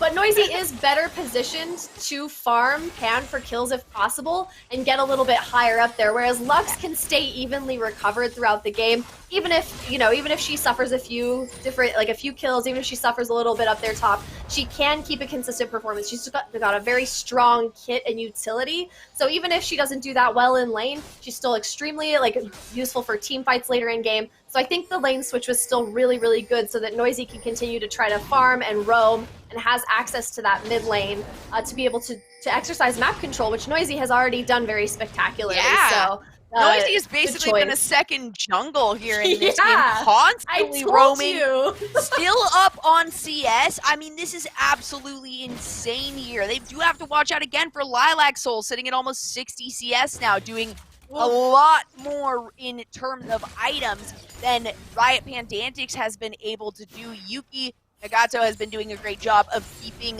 Riot Pandantics alive. It's 0-0-0 across the board, so they do have the benefit on the Sailor Scout side of having kill participation for everyone on board, whereas Gamer Snails only have it on the top side of the map. So if they continue that pressure down here, it will not spell great things for Gamer Snails. They really have to watch out for Noisy and keep an eye on Noisy, because that is their saving grace for sure in this fight right now. Yeah, you know what? I think Riot Pedantics, regardless of whether or not they are able to actually catch up and farm later in the game here, the only thing they need to do is not get in the way. The only thing they need to do is not get farmed. They just need to be able to deal some damage later in the game. So whether they catch up during when the lane phase is ending, all they need to do is keep farming, catch up, and be useful. But I really think later in game here, you're going to see Ghost T and Noisy likely roaming and trying to farm the map and do some very serious rotations to control. And that's where Yuki Nagato is probably actually going to move with them. So, I mean, Riot Pedantics is so far behind right now that there is going to have to be some sort of solo farming catch-up that happens for them. All they need to do is not feed, though, honestly. With the other strong members of their team, I mean, like, a useless Jinx is a useless Jinx. All they need to do is farm, get some items, and be able to deal some damage. Because unlike Lux, they don't have the utility to stay competitive in the game. So right. They have one job. You have one job, Riot Pedantics. That is just to farm up, get some items, be able to deal some damage. Do not feed. And I think we'll be good. I really think this is such an interesting comp, and I have really loved seeing this Ghost T Noisy rotation comp, and I hope that continues because they're two very powerful players that can really run circles around the rest of these team members. But however, Prothean, Goldflower, Pan, Lilac, Soul, Neki Lime, these are people who have already proved that they can keep it together, that they can absolutely control the map. And so I think that being able to just control Ghost T and Noisy, but I feel like Gamer Snails has emerged like a new team after their experience with limit testers. I'm seeing so much like innovation, something so different from them right now that I'm actually a little taken aback. I feel like our babies have grown up a little bit. It's really, I'm so impressed with their performance so far. Yeah, oh my god, and last week we were really worried for them, to be honest, because we've seen limit testers absolutely destroy your nightmare, somebody that's gone up against Gamer Snails, and Gamer Snails did not do very well. They held their own so hard. They played so well and responded so well even when they were far behind. Noisy now might be the next jump here, but Goldflower cannot engage on that. Beyond the tower, Noisy's still very, very high up in terms of health. And now the roam capability is there. It looks like a couple pings coming out towards the bottom lane as Noisy makes her way down towards that side. Prothean's going to move down and do a little bit of help here onto the Scuttle Crab, as these guys might have eyes for Sailor Scouts onto... Oh! The ultimate, coming out onto the Yuumi. Neki Lime is going to follow Lilac Soul in death, and that's what Riot Pedantics wanted. Yuumi picking up the first kill with that ultimate there. And Noisy, that ping definitely came into effect as they made their way down and managed to pick up a double kill.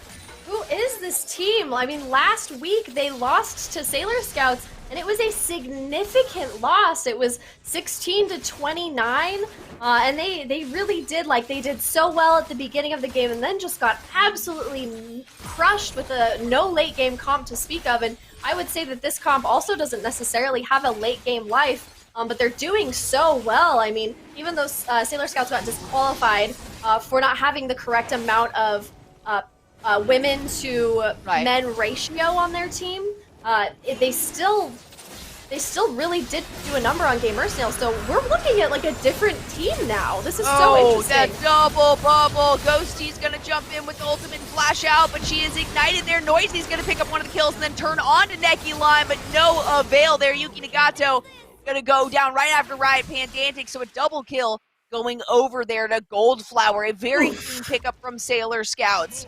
And knocked on wood, huh? Just a Lux, right? Just a Lux now up in the top lane as 4 members of Gamer Snails were taken down in that skirmish and not a single member of Sailor Scouts. That's kind of the same pattern that we saw in the last game that Gamer Snails lost to Sailor Scouts. Was the same thing where they did really well and they were very strong to start. But then as skirmishes began, the Sailor Scouts started to show their superior prowess in those corridor fights, in their ability to just kind of like gauge out these fights and bring them in. I mean, I think the difference between these two teams is that Sailor Scouts is always aware of where the other team is on the map, and Gamer Snails is adapting and learning to do that. So I think that's why their performance is a little bit better than it was last week now. So I'm excited to see how they value vision going forward, especially because like they knew that Kaori wasn't down there, and Sailor Scouts went for it and they were successful. And hopefully Gamer Snails will continue to take that stuff into consideration going forward. Noisy there was considering jumping on Goldflower and possibly could have had the potential to do something, but as we can see, Pan was right there in the wings and it likely would not have turned out well for her. So gonna navigate her way back down into the mid lane. Taking a quick look at the mini-map, we can see the Sailor Scouts have a pretty decent amount of vision up on the board and have been doing a really good job of clearing out Gamer Snails' vision that they have placed down here. So the scary part of this is really when it gets to the team fight stage. We've seen Sailor Scouts in that almost full team fight. Though it was technically a 5v4, so it makes sense that they came out as successful as they did, but not losing a single member still spells a lot here. Noisy potentially looking for an opportunity. Kane is on the backside, but Ghosty is also there, available in the wings, and Pan's actually going to make her way up, maybe trying to bait something out. She does have that red, whoop, not anymore. She did have that red buff for half a moment. For just the blink of a moment, had a nice little red buff, but it looks like decided to disengage. I really like players that do know when to disengage because they don't know where all the champs are, or you know what I mean, like who could be where. Yes. Probably sensing Ghosty in the wings of it. Noisy is making their way down to Neki Lime with Riot Pedantics, maybe drawing out something for a gank, but didn't quite survive long enough. Lilac Soul does go down. Neki Lime tries to mitigate the damage that's been done, but doesn't ultimately end up passing away here in the bot lane.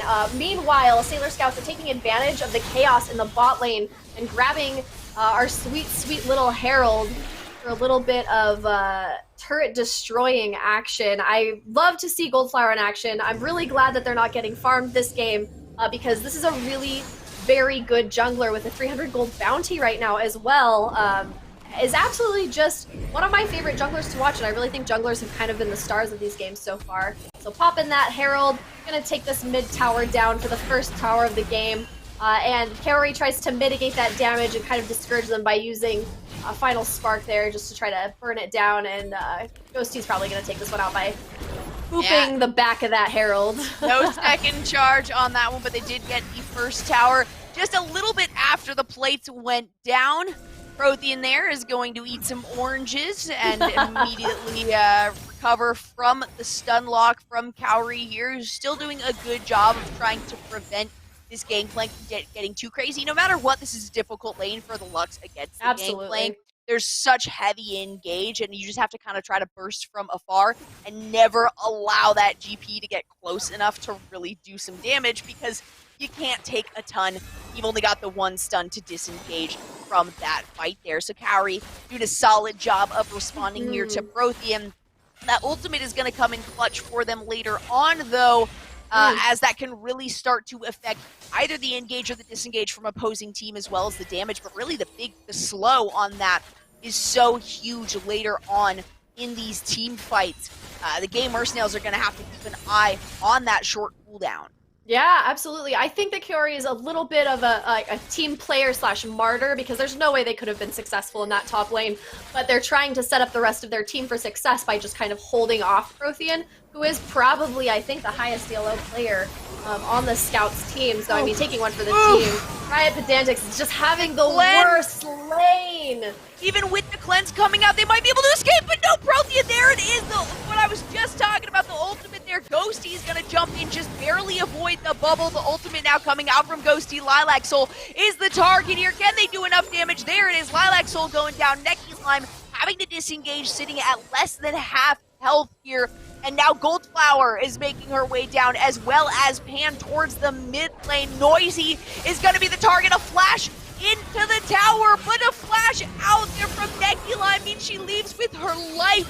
That blue turret is going down, and Goldflower manages to pick up one member here. Prothean on the top side is going to take down Kaori, and down below, Ghosty has to flash away, but Goldflower has the dash in available. Yuki Nagato getting hit by the charm there, and Pan gonna take that kill while Goldflower stays alive.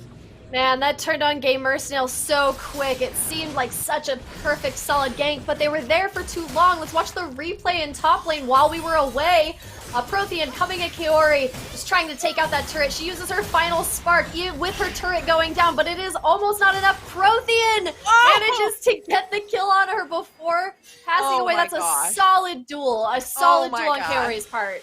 Yeah, I feel very good about that. Yeah, and, I would have stuck with that as well. Not a ton you can do. One minion it was hit. a good stun, but it was really good from Prothean there to focus down the tower, recognize I can take some damage here from Kaori before I have to turn. I can at least take down this tower. That's going to be 2 towers there for Sailor Scouts, one in the mid and one in the top lane. 0 for Game Mercenaries, so they're just still trying to find their footing really in any one of these lanes. And the Talon, Noisy, doing an incredible job, but there's so much roam that there hasn't been as much pressure as maybe they would prefer in that mid lane, especially with the tower having gone down. Yeah, that's such a bummer. I mean, look at the creep score as well. They're staying ahead in farm. They're doing everything they can to kind of keep ahead of this game and try and control the map. But it's been a little bit difficult. I mean, for every action that Game Arsenals has, Sailor Scouts has a reaction, and I think that separates the teams that are doing really well and the teams that are really looking to improve. And I think Game Arsenals is still taking all of this into account and trying to be as aggressive and on top of these objectives as their counterparts that have gone on from that. And so, I mean, with Sailor Scouts winning their last, the game against Game Arsenals last time, I think that Game Arsenals are really actually becoming better players. They're learning all these different strategies and they're really learning to keep up with that. But despite that, they are kind of falling behind in the late game, which has been their kryptonite in the last one, the same trend that we've seen before. But I still think that they are still trying really hard to keep all of these pieces together and not tilt out into oblivion. Like I was saying earlier, Riot Pedantics have one job, not to feed. I wouldn't call it feeding or, you know, intentionally feeding or anything like that, but 3 deaths is still really significant for that bot lane. However, Lilac Soul has suffered a fair amount of deaths themselves, and Ghosty has done a really good job of evening that lane, but at what cost, at what expense? How much can Noisy do to make up for the fact that the bot lane is failing? If legs of the robots start to fall apart, then the whole rest of it's going to have to rebuild it before it can start walking again. So it just goes to show these bot lanes, it's really required that they stay very, very level-headed and not get into situations like this.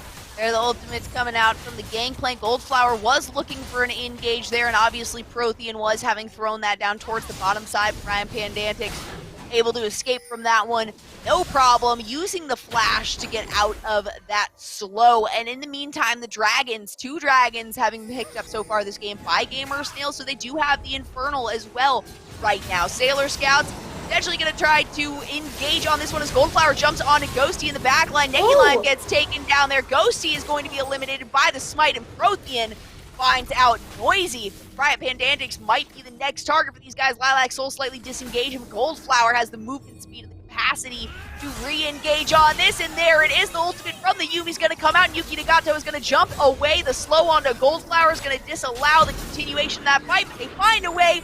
The exhaust is going to hurt for sure, but not enough to take Goldflower down. Down goes Riot Pandantics, and on the other side, Lilac Soul's trying to find out Yuki Nagato solo, and she is going to get the kill there. Those minions will not be enough to take her down. That red buff certainly helping in that fight.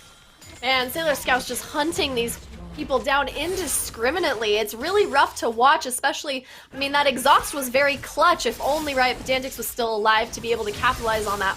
One trap, Goldflower would have been dead. An unfortunate way to pass away with that turret gone as well. What are you going to do about it? Lilac Soul, though, chasing down that Yumi, very impressed. It looks like Goldflower is now bullying Ghost T in their own jungle. Despite Ghost T's early success and early map control, despite Noisy's early success and early map control, neither of them are able to quite get the clutch there. Yeah, 700 gold bounty too on Goldflower. Goldflower sitting at 6-1 and 4, level 13, so very high for a jungle at this point in the game. Sailor Scouts feeling really confident. They're getting closer to a 10k gold differential here. They have more than double the kills that Gamer Snails do.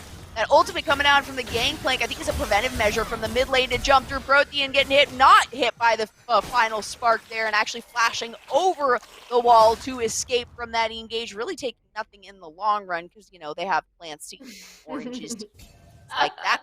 But 5-1 and 2 on a Gangplank is not something that you want to engage on, whether or not they have their Flash Summoner spell up and available. It looks like Sailor Scouts now going to be turning their attention here towards the next dragon. Absolutely makes sense, as they have put pressure here on the mid and the bottom lane. A few pings coming up, not much that Gamer Snails can do on this one.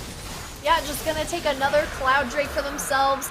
And even though Gamer Snails is there, there's really no retaliation to be had. Sailor Scouts is taking off. They've already, it's 8 and 17. The gold disparity has grown to about 9k. And so it's a little bit difficult for Gamer Snails to make an engagement, even if they wanted to, over those objectives. And this is the point in the game, 23 minutes, where you have to walk away from team fights where you have to be extremely strategic on how you're going to catch up. That means catching other players out with lots and lots of vision. That means sneaking objectives. That means putting pressure on different parts of the map to distract the other team away from objectives. And from here on out, it has to be extremely strategic because they can no longer team fight. Team fights are off the table for gamer snails. So they need to figure out how to get these picks. They need to figure out how to mitigate the issue. And if you look at the vision disparity between these two, it looks like Gamer Snails does not intend to win that way. So they're doing a good job of it towards the bottom side of the map. Absolutely, though. They even have a deep ward there on the bottom red side turret, just above in the tri-bush. So they do have some nice defensive and potentially offensive vision towards the bottom side, but that's not going to have Calorie here in the top side. Goldflower finding a target, very easily taking her down.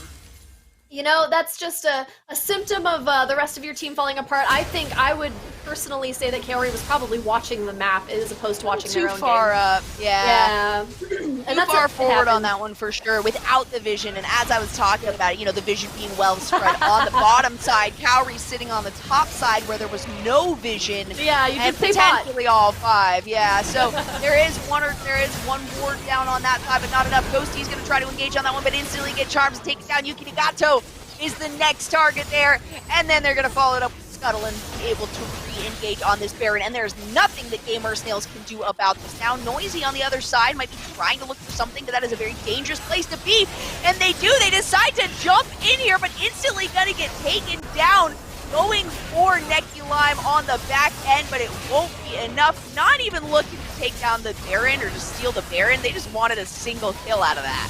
Yeah, Noisy did go for Necky Lime in the bot during the last team fight as well, and is just trying to farm somebody for kills, trying to farm somebody to just get a little bit ahead. Yeah, trying to farm some fish, for Christ's sakes. Like, it's just doing their best, but it does seem, with a move like that, you do feel like it's a little bit defeatist. It's a little bit nihilistic, being like, you know what? Right. I'm just gonna throw my shitty body at this fish and see what happens. I don't blame them at all. Potentially having the ability to go in for a steal. I mean, even then it is very unlikely, but the potential is there. You know, you don't have a smite, you don't have an easy way to burst down that Baron. But to engage on 5 members who just took down 2 members of your team, you know, one of them being a Hecarim who has a lot of engage potential there. A very weird decision by Noisy to jump in on that. Noisy is still doing well, 4, 5, and 2, has the most deaths now at this point on her team, but also the most kills by far, 4 times the kills of anybody else actually on Gamer Snails. At the moment, the final spark, gonna hit Lilac Soul on the back end, and Noisy does want to take Lilac Soul down, but a flash out, an attempted charm there on the backside won't be enough. The ignite will be, but now Noisy is on the opposite side of the map, and 3, 4 members still on Sailor Scouts, able to engage on the backside here. Kaori doing a decent amount of damage there to Necky Lime. So a good little back and forth here actually by Gamer Snails and Sailor Scouts kind of abandoning Noisy there on the backside. They gotta know she's still there.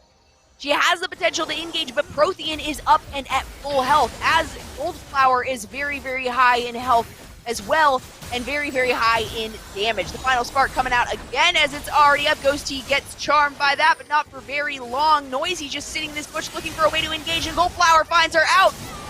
The ult from Yumi going to be out in response here, and Ghosty is the target that Goldflower decides to jump on. Noisy might be the next one here as Protein and Pan decide to hop on that backside, but Yumi may save them. The tidal wave comes through, but does not hit a single member. That good stun from Kaori means that they should be able to escape at least a little bit from this, but no, Goldflower is going to follow it up. 1 goes down, 2, 3 go down, the 4th goes down. Kaori is now the last available member, and Protean gets the kill. Almost getting taken down with the ignite, but a heal from Nami is going to save her life. Prothean with the quadra kill and potentially the game-winning play for Sailor Scouts. That was something. I'm really impressed with Gamer Snail's kiting ability. They did everything that they possibly could to try to fight under tower, but unfortunately, when the disparity is this high, there's very little you could do. They went from not being able to team fight to not even being able to fight under tower. An unfortunate development for the Gamer Snails, but kind of the same route that we saw happened last time. However, did last longer, did put on a longer performance. So, I mean, really nothing to be disappointed about on the Gamer Snail side. It shows very clearly that they learned a lot from the fight with limit testers. I'm quite proud, honestly. They applied a lot of different strategies there that we'd never seen before, a lot of different skills, you know, some more scrims, a little bit of like whiteboarding with your teammates and watching those other games together, and I really think that they will remain competitive in this tournament. And it was a really great swap as well, them taking the time to consider, all right, this Lux is going to do a lot better against the Gangplank than a Talon ever could. That was a really hard counter pick, so we're going to swap them around. Noisy did a great job, even though it's playing a different style lane than top lane. Mid is very, very different from that. They're kind of incomparable, to be honest. And so to have so much pressure put on early game from that, Talon Gamer Snails did a fantastic job. They just really couldn't hold off against Goldflower there on the Kane. It was a really tough fight there. We're going to take another quick look at the bracket, though, before we head into a break. And then the next game, Sailor Scouts, as we can see, just beat Gamer Snails. We're going to be watching Your Nightmares up against Fighting Dreamers next. And the winner of that will go into the final game and face the Sailor Scouts, who have made it into the finals 1 or 2 times and have done a great job at this entire series. Your Nightmares into Fighting Dreamers. This one might be an interesting game. What do you think, Kari? Yeah, I think after watching them against Ara, we have something really interesting to look forward to. I mean, Your Nightmares are they're some of our favorites. They are absolutely just incredible at what they do, and I think that one of the biggest qualities of Your Nightmares is adaptability. So if Fighting Dreamers can prove their ability to adapt to what Your Nightmares does, which a lot of it is bait and switches, if I'm being honest. Your Nightmares is a very tricky team. If you can master self-control, you can beat Your Nightmares. I think that sounds like something my therapist would say. Yeah, well, I would immediately be like, "Hey, limit testers. So what did you guys do? How did that work for you?" Yeah, tell me about it. Limit testers go into these guys and both fail and succeed. So Yep. they've done a really fantastic job. Limit testers taking it last week. They didn't make it into this week's bracket, so hopefully they're watching and maybe can give a few pointers over there to the Fighting Dreamers. But they did hold their own really against Ara. They had a great composition. I think that Echo really, really solidifying a lot of their engage for the teams. And if they can draft very well again going into this, I think that's a big part of it. Even though you can't out-draft Your Nightmares in terms of like bans and preventing them from getting something that really works well. If you can at least find a cohesive composition where you have the ability to engage or disengage or burst down, that's a big one of the selections that Your Nightmares end up going with is a lot of the bursty compositions. So if you can in turn respond with one of those bursty compositions and play a little bit safe, they absolutely have the potential to take these guys down. So I'm very excited to see what they have to offer. We will return here after a very short break and get into the second semifinals game of Week 5 of the Supergirl Gamer Pro. Don't go anywhere.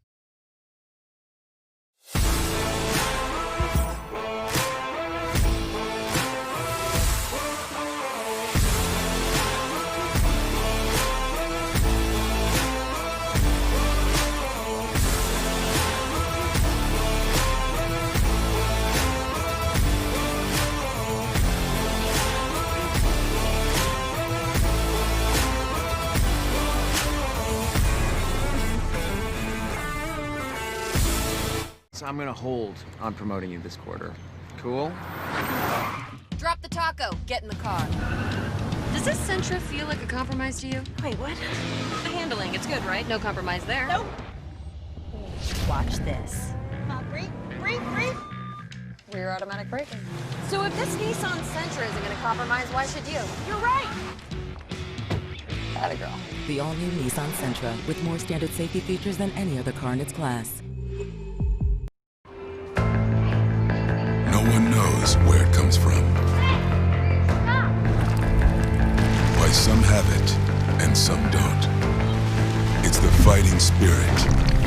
It consumes fear and weakness.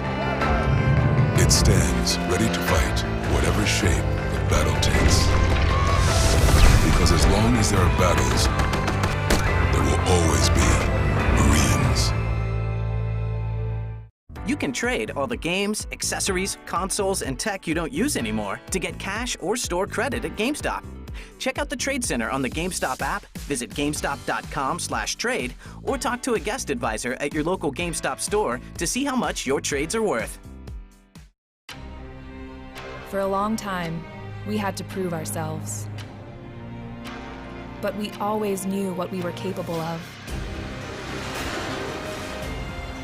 We knew when the time came, we would be ready for anything. Our numbers keep rising. And so do we.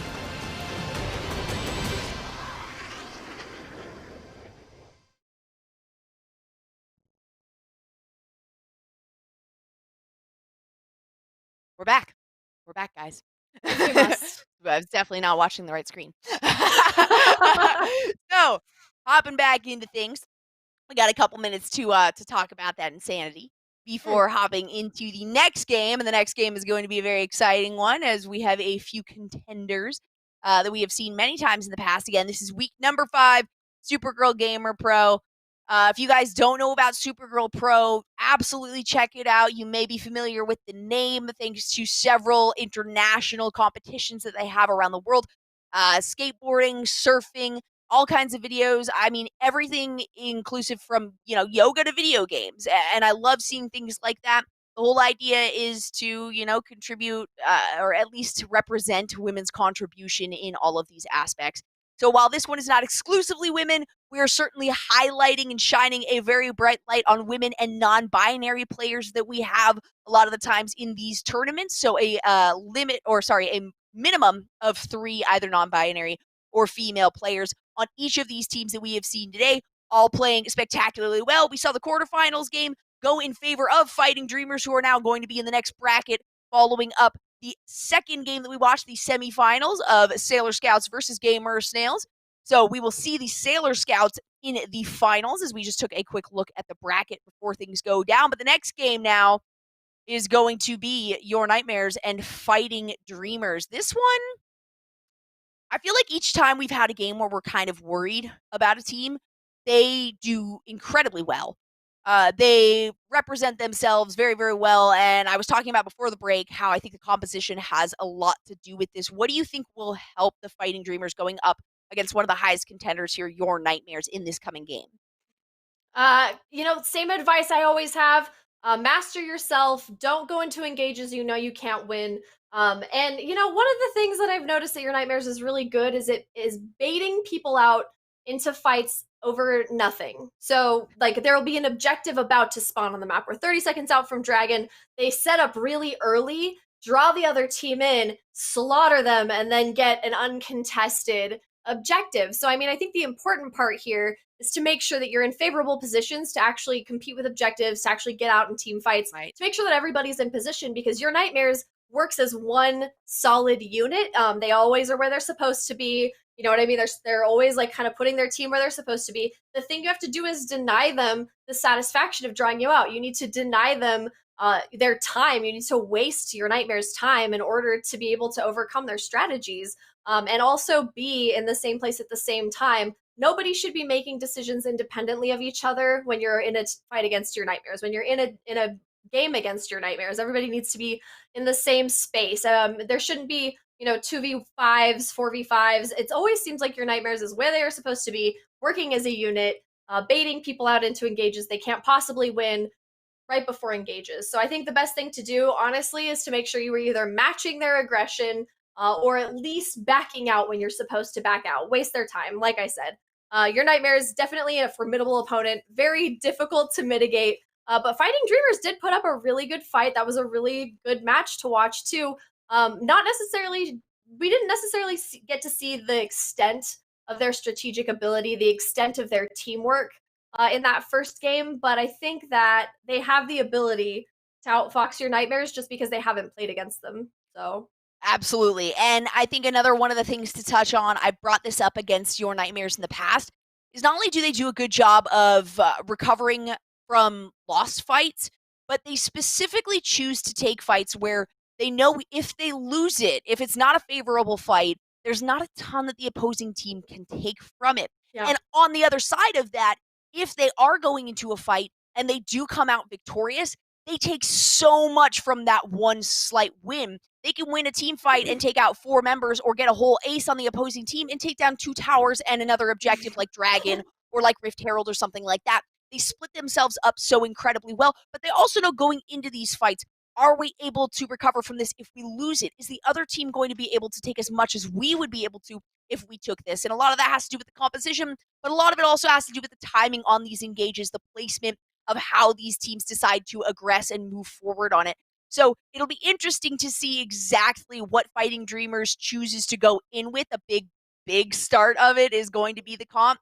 And I guarantee if we go into this one saying, I'm not too sure about your Nightmares comp, they're not going to do nearly as well as they've been in all of the other games that we've seen where we can easily say this is going to be devastating. This is a ton of CC, a ton of mobility, a ton of burst. Those are some of the big things that these guys focus on. So you can't ban them out. There's no way to do it. But if you can respond to their composition in a really solid way, then you will be able to stand up against this team here. So we're going to hop right over into Champ Select and see how this goes down for both your Nightmares and Fighting Dreamers.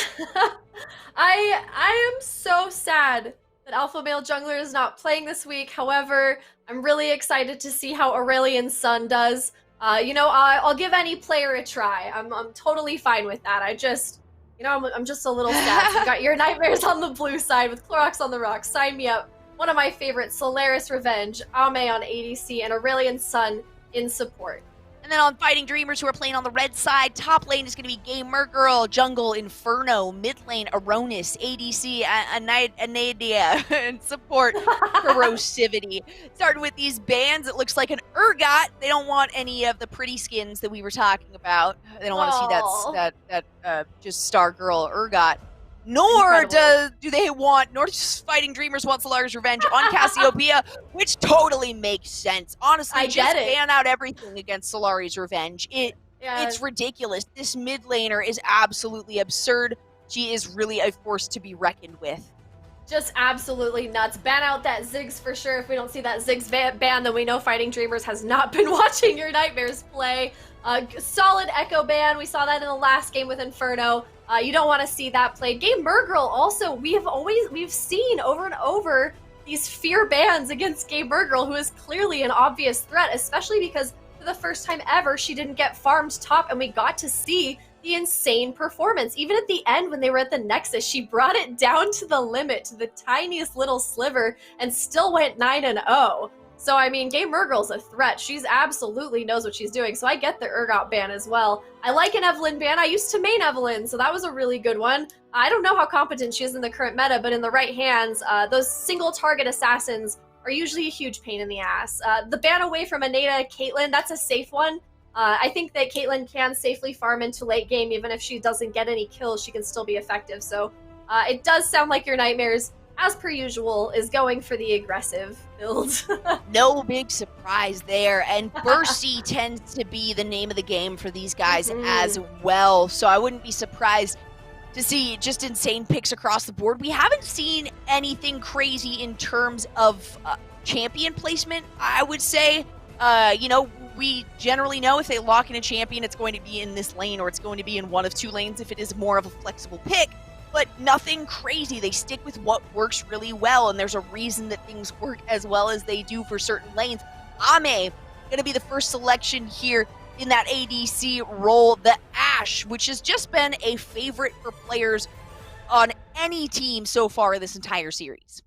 Yeah, I've been calling Ashe the Ame special, but then we also saw Lilac Soul doing a lot of the Ashe. We saw it on Lustfully as well. So we've been seeing it on a lot of these different ADCs. I think Ashe is a solid pick and has remained that way through every season. Ashe has never really fallen out of favor. It's always been just a very, I don't want to say lukewarm pick. But we have not seen an Ashe carry quite yet either. So I mean, safe. I think safe is the positive version of that word. Looks like Gamer Girl may end up sticking with this Malphite. Same thing that we just saw in the first game against Ara. Ara worked very well that game. Not as easy to counter as some of the top lane selections that we have seen here. The Morgana being picked up, you definitely don't want an Ashe Morgana combination. And Corrosivity has certainly picked up that Morgana multiple times here in the past and done very, very well. Again, another selection from the first game that we saw here tonight. So if Misfortune is going along with that Morgana, things can spell very, very well for Fighting Dreamers here. Your Nightmares, I love it. They're gonna lock in the Soraka. Okay, that's that's just like on this.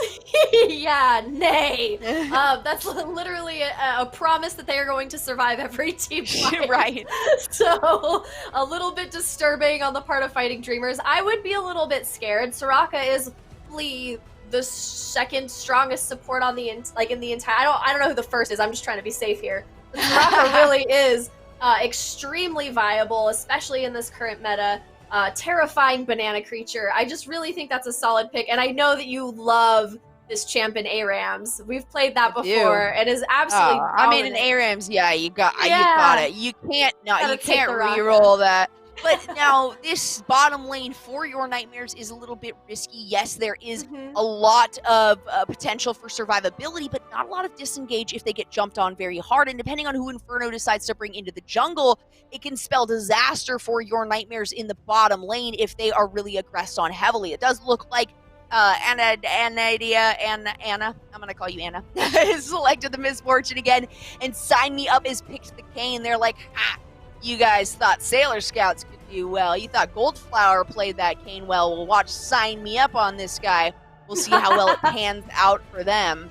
Yeah, you'll, gosh, Goldflower and Sign Me Up. Sign Me Up was the one who played Lilia, right? I think I'm remembering that correctly. Yeah. Yeah, where they were doing their little prance around the jungle. Right? Yeah, I was so confident. It was actually hilarious. I was a big fan of Sign Me Up's playstyle.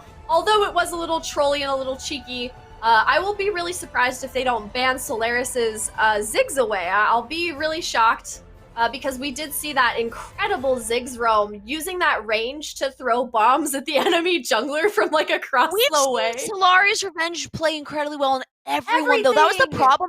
We've had a team ban out four of 5 of their bans were specific against Solari's Revenge, and that was the first game they picked up Ziggs. Yeah. That was the game they were like, oh, all right, I'll just go on Ziggs, I guess. I think we've seen it one other time from Solari's Revenge in Ziggs games. It wasn't quite the same as the first time we saw it there, but you cannot ban her out. It's just not possible. Her champion pool is so deep that she's going to have another selection that she can absolutely and has absolutely destroyed on in the past. None of the mid lanes at the moment have been picked up, so there is still the opportunity for a counter pick from Fighting Dreamers, and that might be where they find a little bit of release or a little bit of pressure, responding pressure that they're able to put down in that mid lane, because that can be a huge deal. This is of your Nightmares. Mid lane is the scariest place to be, as well as everyone else does on this team. The most consistently positive player has been Solari's Revenge by far. Oh, I completely agree. That's somebody that we can rely on for a good performance. Even if they, we saw that Dopamini as Lux, and then your Nightmares, Solaris Revenge on Cassie, and still kind of stayed occupied. It was kind of ridiculous. But we still saw Solaris Revenge didn't feed, kept it together, started to carry for their team, but it wasn't enough. But even still, Solaris Revenge, totally consistent. I completely agree with that. We've never seen them personally in a game, even if their team has lost, get stomped. And I think that's a testament to how strong their performance is. I remember when your Nightmares had their very first game with us, I was like, who is this fool who's so deep in the jungle on Cassiopeia by themselves? That was very interesting, very funny, very cheeky. We've got a Maokai and a Malphite, so you know that this is actually going to kill me. This whole game, you're just going to... Dolly, please, you're gonna have to carry me. With these two before. It's struggle bus. They do a very similar splash art as well. It's just, it's just an angry face with an arm there in the background, winding up or something. I'm kind of interested that Fighting Dreamers decided to go with the mid laner instead of the jungle first for the potential for, a counter there, but they locked in the Orianna. The Cassiopeia is still up and available for your Nightmares to log in. And we're going to see a Kassadin. Solari's Revenge is like, yeah, I can do that. Revenge, or I can what do something can't you do? new. Yeah, Right. That's the whole point. You cannot. Proposal over Twitch. Yeah, I know, right? Oh, jeez. Yeah, I can't believe Corrosivity that. gotta lock in the Nocturne though for Ooh. Inferno, and I do believe we have seen Inferno play the Nocturne potentially here in the past. I know we've only seen Fighting Dreamers a few times, but that is one that we've certainly seen during the Super Cool Gamer Pro series. This is the 5th week, so we've had 4 opportunities and 4 games each week to watch that. Certainly picked up on Alpha Male Jungle a couple of times, but a solid round out for Fighting Dreamers here. I'm not sure I'm as confident as I've been in other matchups, but for your Nightmares, before this even started, before the pick ban selection started, I said, if we come into this game saying your Nightmares is, their comp is good, but I've seen better, that's kind of how I'm feeling about this, and that gives Fighting Dreamers a real fighting chance. Yeah, I think so. I think the only pick that I feel 100% confident in is probably the Kane on Sign Me Up, just because we understand that as, we've seen this person basically dominate the jungle with that champ. We never seen Solaris Revenge on Kassadin. You can't bet on anything, but if anything, they are going to have a good performance. They'll be fun. She'll be fun. Right? Kassadin is crazy, too. Not a fun champ to lane against. As Orianna... That burst. Right? As Orianna, they do have survivability, they do have CC, they do have the potential to lock Kassadin out from being able to burst them down fully. Some really good jukes, too, with those slows, with the shields. So hopefully Aronis is good with Orianna, because I'd love to see Solaris Revenge get a run for their money, especially because they've done nothing but dominate in every game they've been in, even against somebody like Dopamini.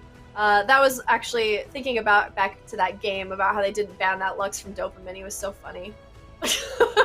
It's true. That one has been rough. a staple, but again, Solaris Revenge doesn't have staples. We've seen if you try to ban out a staple, they just pull out another champion.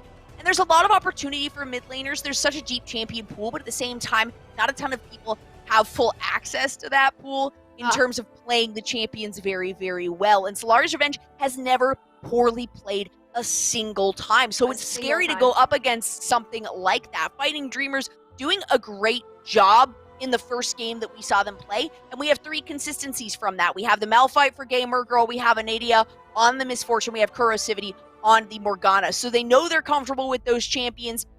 There's not this is the survivability, I guess, necessary. They have the tankiness from Gamer Girl. Corrosivity will end up becoming tankier as the game goes on.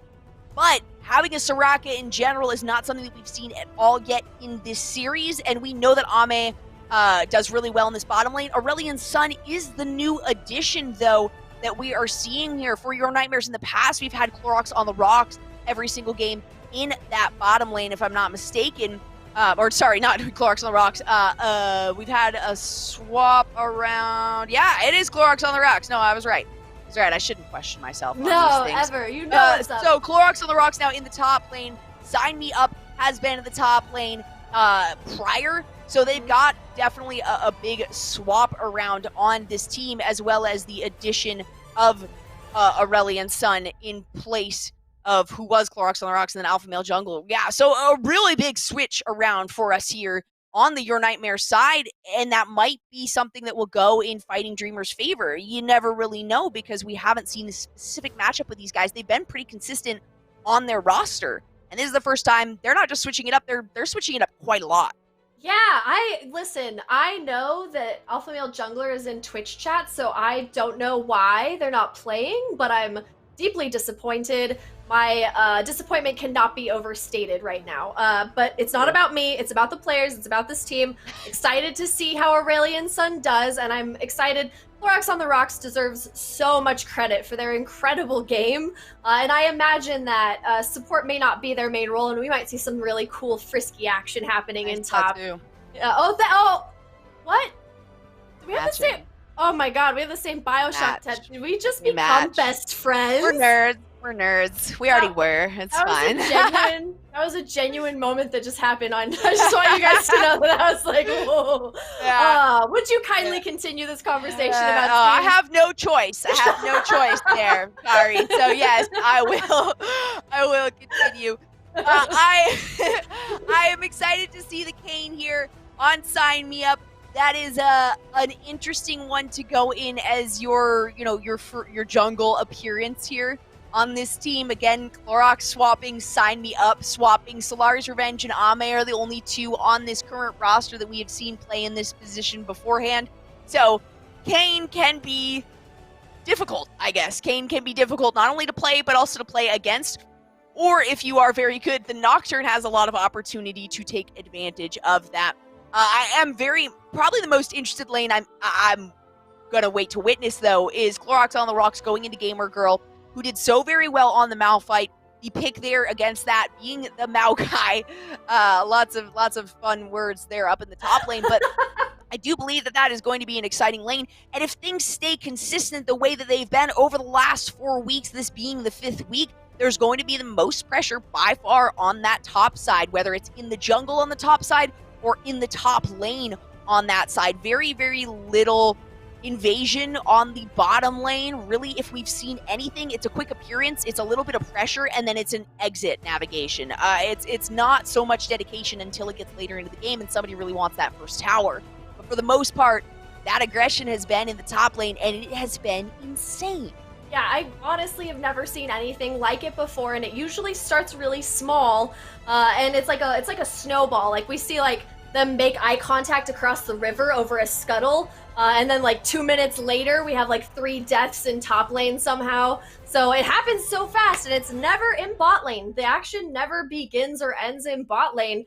Which is fine. I mean, like I said, ADCs have been like the Chads of League of Legends for so many years. They've been like the all-star quarterbacks for so long that it is really nice to see this game trending towards top and balancing towards junglers, especially because, you know, when people lose a game, they always end up blaming the jungler, and when they win the game, they never end up praising the jungler. The ADC usually gets all the glory. So to see such a strong jungle meta, especially in this tournament, has been really touching because it is the least popular role. It's the hardest one to fill for. And I love to see these junglers getting the glory that they deserve because they are playing, 40 chess while the rest of us are just stuck here in 3D, trying to, manage the way that their lanes are roaming and then trying to do their farming and then trying to keep track of the enemy jungler. It's quite the art. And so I'm really excited, especially because we have both of these are really strong. Inferno was the one who completely demoralized the last team they fought against. Like Inferno was just everywhere that they needed to be.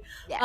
It was absolutely nuts. Like I could not believe that Inferno just like was everywhere that they needed to be at every given moment. I even lost track of them at some points in the game just because they were so swiftly cleaning up on every lane that they needed to be at. And I think that that's going to be difficult for Sign Me Up, but Sign Me Up has also proven to be not only kind of like sarcastic jokester in the jungle, but absolutely formidable and always willing to take the L for their team. I remember Sign Me Up on top as Aurelia running into another team's base to distract them while their other team took the objective, and then little BM.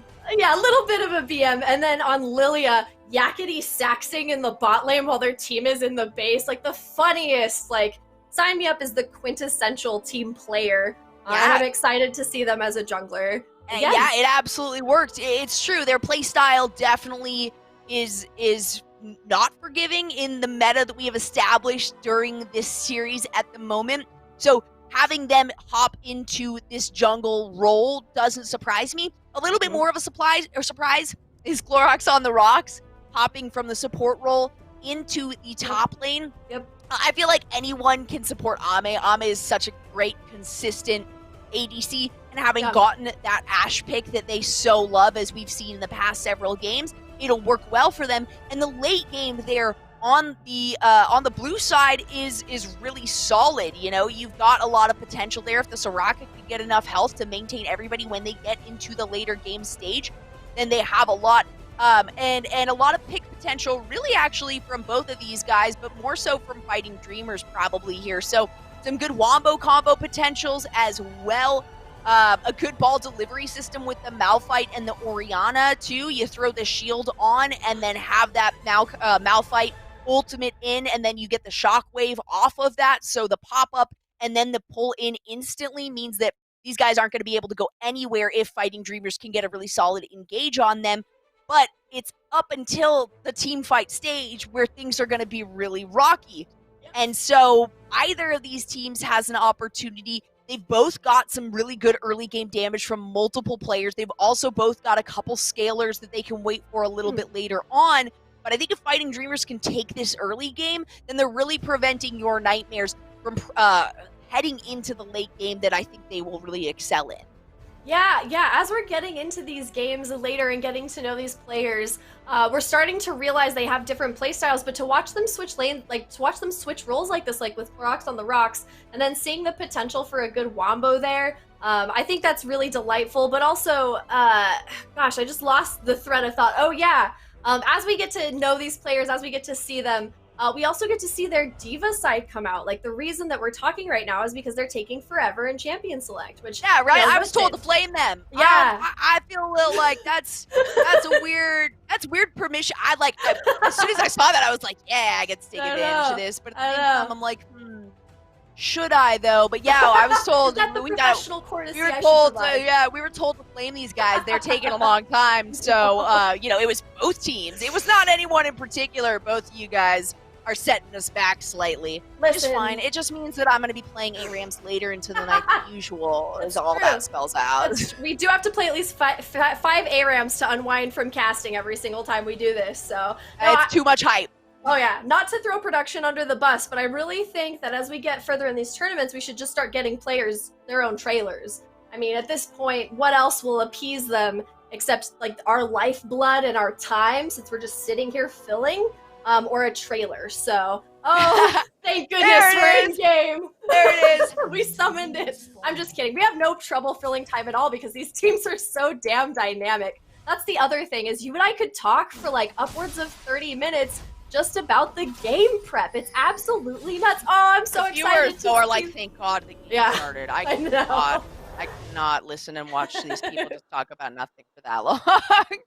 We are heading into things nothing too insane to start. We know how much your Nightmares love to be a little bit invasive at the beginning, and it did appear that happened before we popped in as Kane had to recall. It was only like maybe one hit, one or two autos there that were done, or maybe something. Yeah, right. But you know what? If you have the time, you might as well. You got plenty of time to get back into the jungle, regain that little bit of health. You know what? Might as well take it. I'm assuming Gamer Girl was the one that was the contributor of that damage onto Sign Me Up. So she's like, all right, whatever. I forced him back. You know, yeah, it still feels pretty good. A nice solid leash for these guys here. Nom nom. We like a good leash, especially on Kane. He usually, if he doesn't have a leash, has to start on some sort of lesser or go back very early. Yeah. So not a great start if you don't have a leash. But Sign Me Up luckily has teammates there for him. That's the thing about Kane too. He's an investment property. You absolutely have to let this jungler scale, and you have to let him get ganks in the correct lane so that he can get the right transformation. So it's definitely has very weak start on Kane as a champion, but Sign Me Up knows how this champion works, knows how it's going to go, and got the right start from their teammates. Solaris Revenge and Aronis. I wish I was observing, because I'd probably just watch this lane just to see how the trades go, so I can try to predict how it's going to go. But listen, we have other lanes to pay attention to. Clorox on the Rocks has that excellent Maokai skin. I said it right. Yeah, Meowkai. You technically said it wrong because it's Meowkai, actually. It should make things a little bit easier for you in terms of the names there.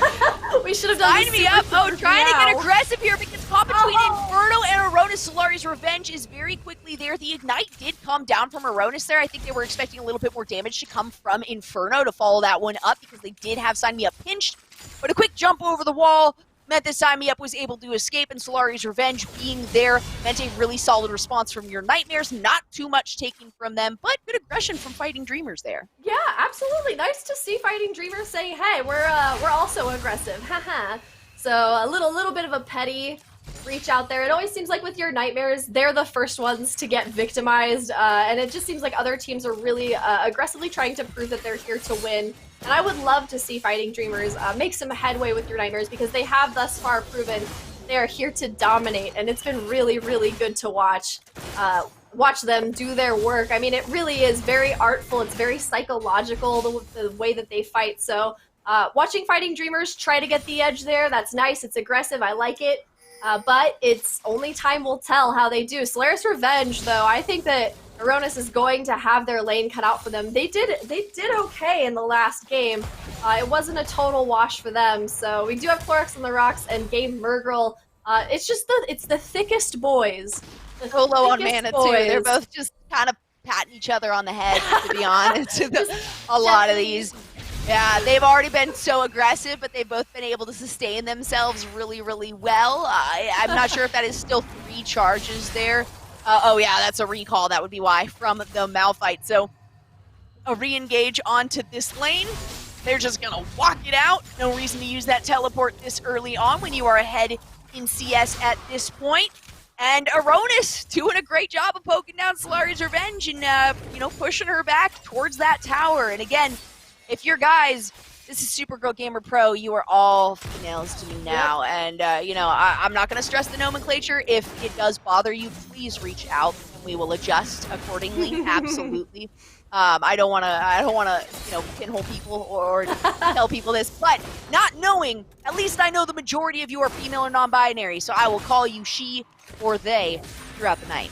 It's a solid bet, I think. And, even then, the default is usually he, especially in esports, so we may as well just continue with the she. I think that's a perfectly fine, and I have noticed you've done a very good job at that, by the way, correcting yourself. It's because it's week 5, and it's about time that I get time.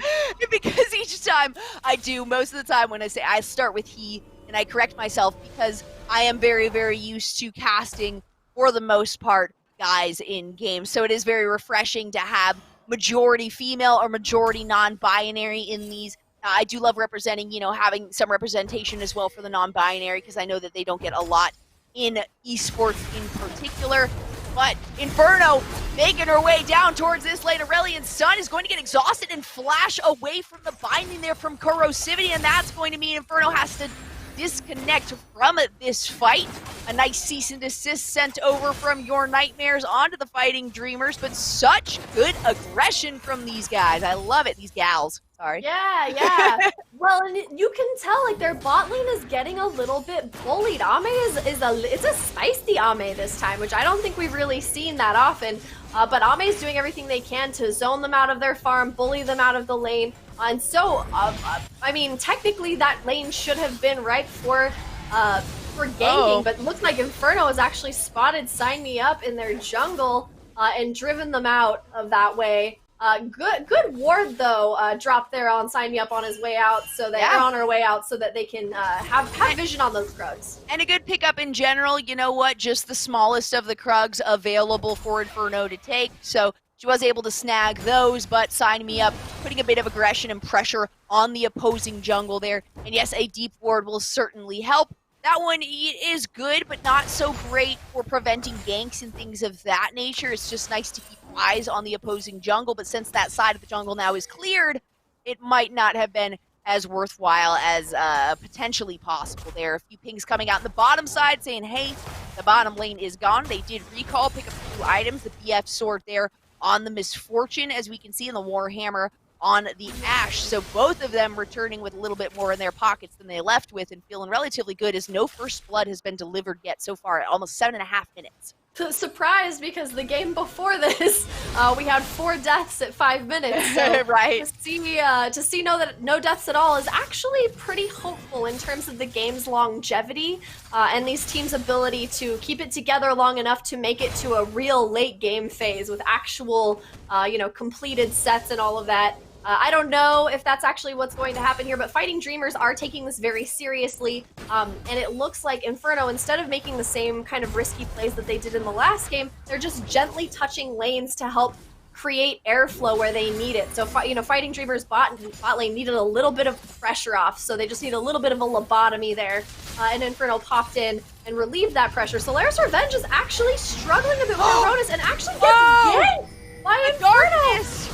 Comes out, the spike going down actually, and Inferno will get taken down by Sign Me Up. Aronis ends up taking 2 tower shots in that fight. Solari's Revenge gonna pick up one for herself there, and a 2 for 4-0 in favor of your Nightmares. Man, if I were Aronis, I would have just been watching the map. I would have died too. I would have run into my own damn tower because I would have been like, what just happened? We were ahead. We were getting the gank, and then you're dead. It was rough. It was super rough. Anita coming in with the ult for Misfortune. Ame is aggressively flashing to try to secure a kill. Ame, what kind of spicy tacos have you been eating? What are you doing? This is amazing. The incredible bullying happening in this bot lane is something absolutely that we've never seen before. I don't know if Ame is just confident that they are going to outplay Anita, but it's a different aggression. That was a big flash, though. That was I'm gonna get the kill. And at that point, the slow didn't apply onto Anadia as the black shield was placed down by Corrosivity there. So Ame was very confident on that one and not surprisingly didn't pick up the kill. But there's a lot of pressure now on this bottom side in your Nightmare's favor. Yeah, and they have plenty of wards to continue to back up that pressure. However, Nocturne is a really strong lane engager. He has an incredible entryway and can actually circumnavigate a lot of these wards before they even know it. So even if they have good warding here, it's still a little bit risky unless they are confident that they know where Nocturne is, which could be the case. They do have some, or they did have some deep vision there, and it's the possibility that Sign Me Up is also letting them know that he knows where he is. They seem pretty confident, especially with a Nocturne on the map. Both of these champions, honestly, Kayn and Nocturne, have incredible lane presence, and their ability to enter a lane to execute a gank is really high. So I think that pushing too hard in a lane is always going to be risky unless you are confident that you know where the jungler is, which has been the name of the game for so long. It's almost predictable at this point.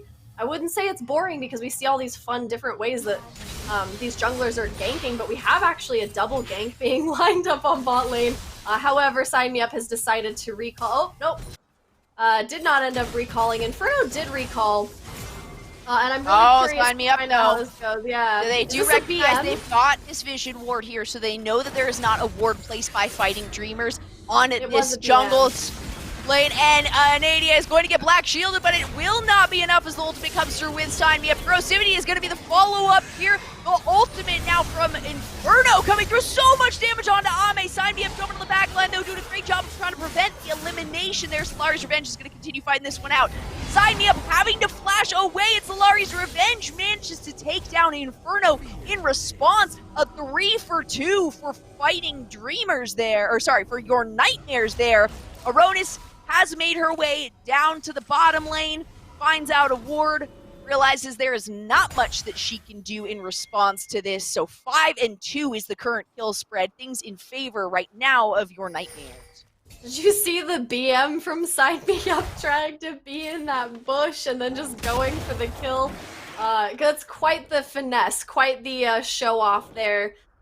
Pretending like they're not gonna gank and then going for it. That was purely for our benefit, by the way. That was nothing for anybody else except the audience. I like absolute sportsman-like flair. Everything is for my benefit, okay? Oh, absolutely. I mean, we're casters. We don't know any other way except to love this. Sign Me Up did it for us. But really funny little situation there. Really, really impressed with Sign Me Up's ability. And also Solaris and Sign Me Up's kiting duality, very, very good. That's the kind of finesse you like to see mechanically from a player. Solaris Revenge and a Faker, you know how it goes. Very good mechanical player. Knows when to take damage, knows when to die, etc., etc. Very, very good on their parts. I do have to say, I am so impressed with Aronis right now going into a losing matchup. I mean, my experience, Kassadin does win this. It was a response counter pick, and so much damage and pressure has been put down by Aronis. They're currently sitting at 0-1-0, but in a lane, they have been winning for sure. Kassadin now is sitting at 2-0-1. As unfortunate as it is there, taking down in that dual fight. It was the jungle mid lane fight that we had earlier in that mid side. Now, a teleport coming through. The shockwave did not hit anyone from Solari's Revenge, but she decides to jump back onto Corrosivity. The darkness coming out from the Nocturne here. Inferno does manage to shut down Sign Me Up, and Fighting Dreamers want to continue on this fight. Ame is the next target here, and Anadia Aronis is going to pick that one up. Aurelian Sun gonna have to run away from this fight. So much damage coming from Aronis. One more auto attack will do it. The Q is gonna do it instead. A double kill there going over to Aronis. And as I am talking her up, she decides to impress me even more by picking up 2 members of your Nightmares. That's going to be a 3-for-1 if I'm not mistaken. Jolly, now we know who has been keeping Solaris Revenge in lane for the last 10 minutes. We know who has been occupying their time. Why Solaris hasn't been able to be in every fight like they usually are. Very formidable performance from Aronis. But you're right, definitely not the strongest pick against Kassadin, so I guess that makes it even more impressive that Aronis is kept in lane. It's a crazy matchup. A losing lane doing this absolutely. well. And not just doing this well against, of all people, Solari's Revenge. This is the mid laner that we have been watching over the last 4 weeks. This is the mid laner that we call out consistently on roaming so well, on pushing back behind first tower when it's not even down, in between first and second in the mid lane, being able to pick up kills, being able to take down the jungler and constantly knowing where they're at. And Aronis going into a losing lane, or what should be a losing lane, and not at all falling behind here, sitting 2-1-1, opposing a 2-1-2, but up on CS, up on pressure, up currently on the roam. I am loving this Fighting Dreamers composition and the way they are playing right now. And speaking of which, Inferno is deciding to jump on the bottom lane again. Aurelion Sun takes quite a bit of damage. The Crystalline Arrow coming out. Gonna hit Inferno, but no recourse there for Fighting Dreamers. 2 teleports now coming in from your Nightmare. Solari's Revenge is going to Rift Walk over, but get exhausted immediately. The flash over the wall by the Misfortune there. Gets Black shielded. Now is the ability to turn onto Solari's Revenge. And that was a lot of utility burned from your Nightmares for not a single pickup off of Fighting Dreamers. Like I said, waste their time. That was a perfect example of the kind of thing that you have to do when your Nightmares makes these mobilized abilities. You don't go in and fight. You don't buy into their bullshit. You just waste their time. Just walk away. And that's exactly what happened there, which comes at great cost. I mean, now they're only 200 gold ahead of Fighting Dreamers. That's it. That's it. The cost of walking across the map is so great. Waste your Nightmares' time. Don't engage. Don't let them create the terms of engagement, especially.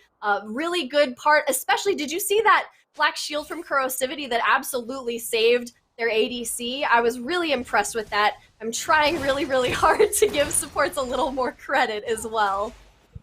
Yeah, the bindings are the things that really get me, and it has been, your Nightmares have done a great job of avoiding some of those bindings, excuse me. Yeah. And, Corrosivity, though, has been following up Anadia so well here, and we talked about some switches in the rosters for both of these teams, and it is working very well for Fighting Dreamers. Your Nightmares struggling a little bit without the assistance of Alpha Male Jungler, who we've given so much praise to in the last 4 weeks. This is the first time we have not seen her in this game, and it's turning out to be slightly detrimental for your Nightmares, potentially. I don't know if I don't want to say that that's the reasoning behind it, because all of these players have done so incredibly well, and we still have seen nothing really in the top lane, which is the exact opposite of what we've seen in these previous matches. But your Nightmares really facing so much aggression from Fighting Dreamers and not necessarily responding to it in the best way.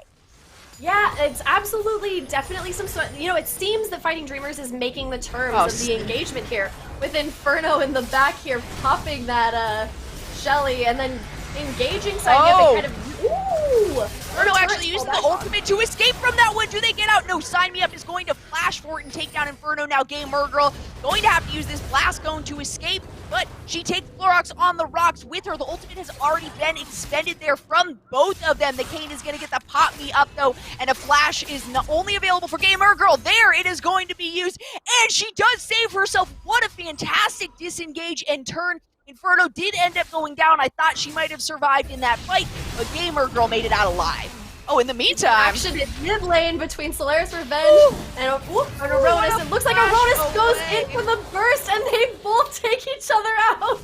A spectacular flash out of the shockwave, though, from Solari's Revenge. Absolutely. Nothing, I mean, exceptionally crazy to consider Solari's Revenge and how much we have praised her here in the past, but that is what we like to see in at least leveling things out a little bit. Now favor of gold for Fighting Dreamers here, just by a little bit, but enough to make a difference. That first Dragon, the Mountain Drake, going over to Your Nightmares while we were a little bit distracted. Infernal is the next one up, and we can see some pings coming out here that Your Nightmares know likely Fighting Dreamers is going to put a little bit of focus and attention towards that pit.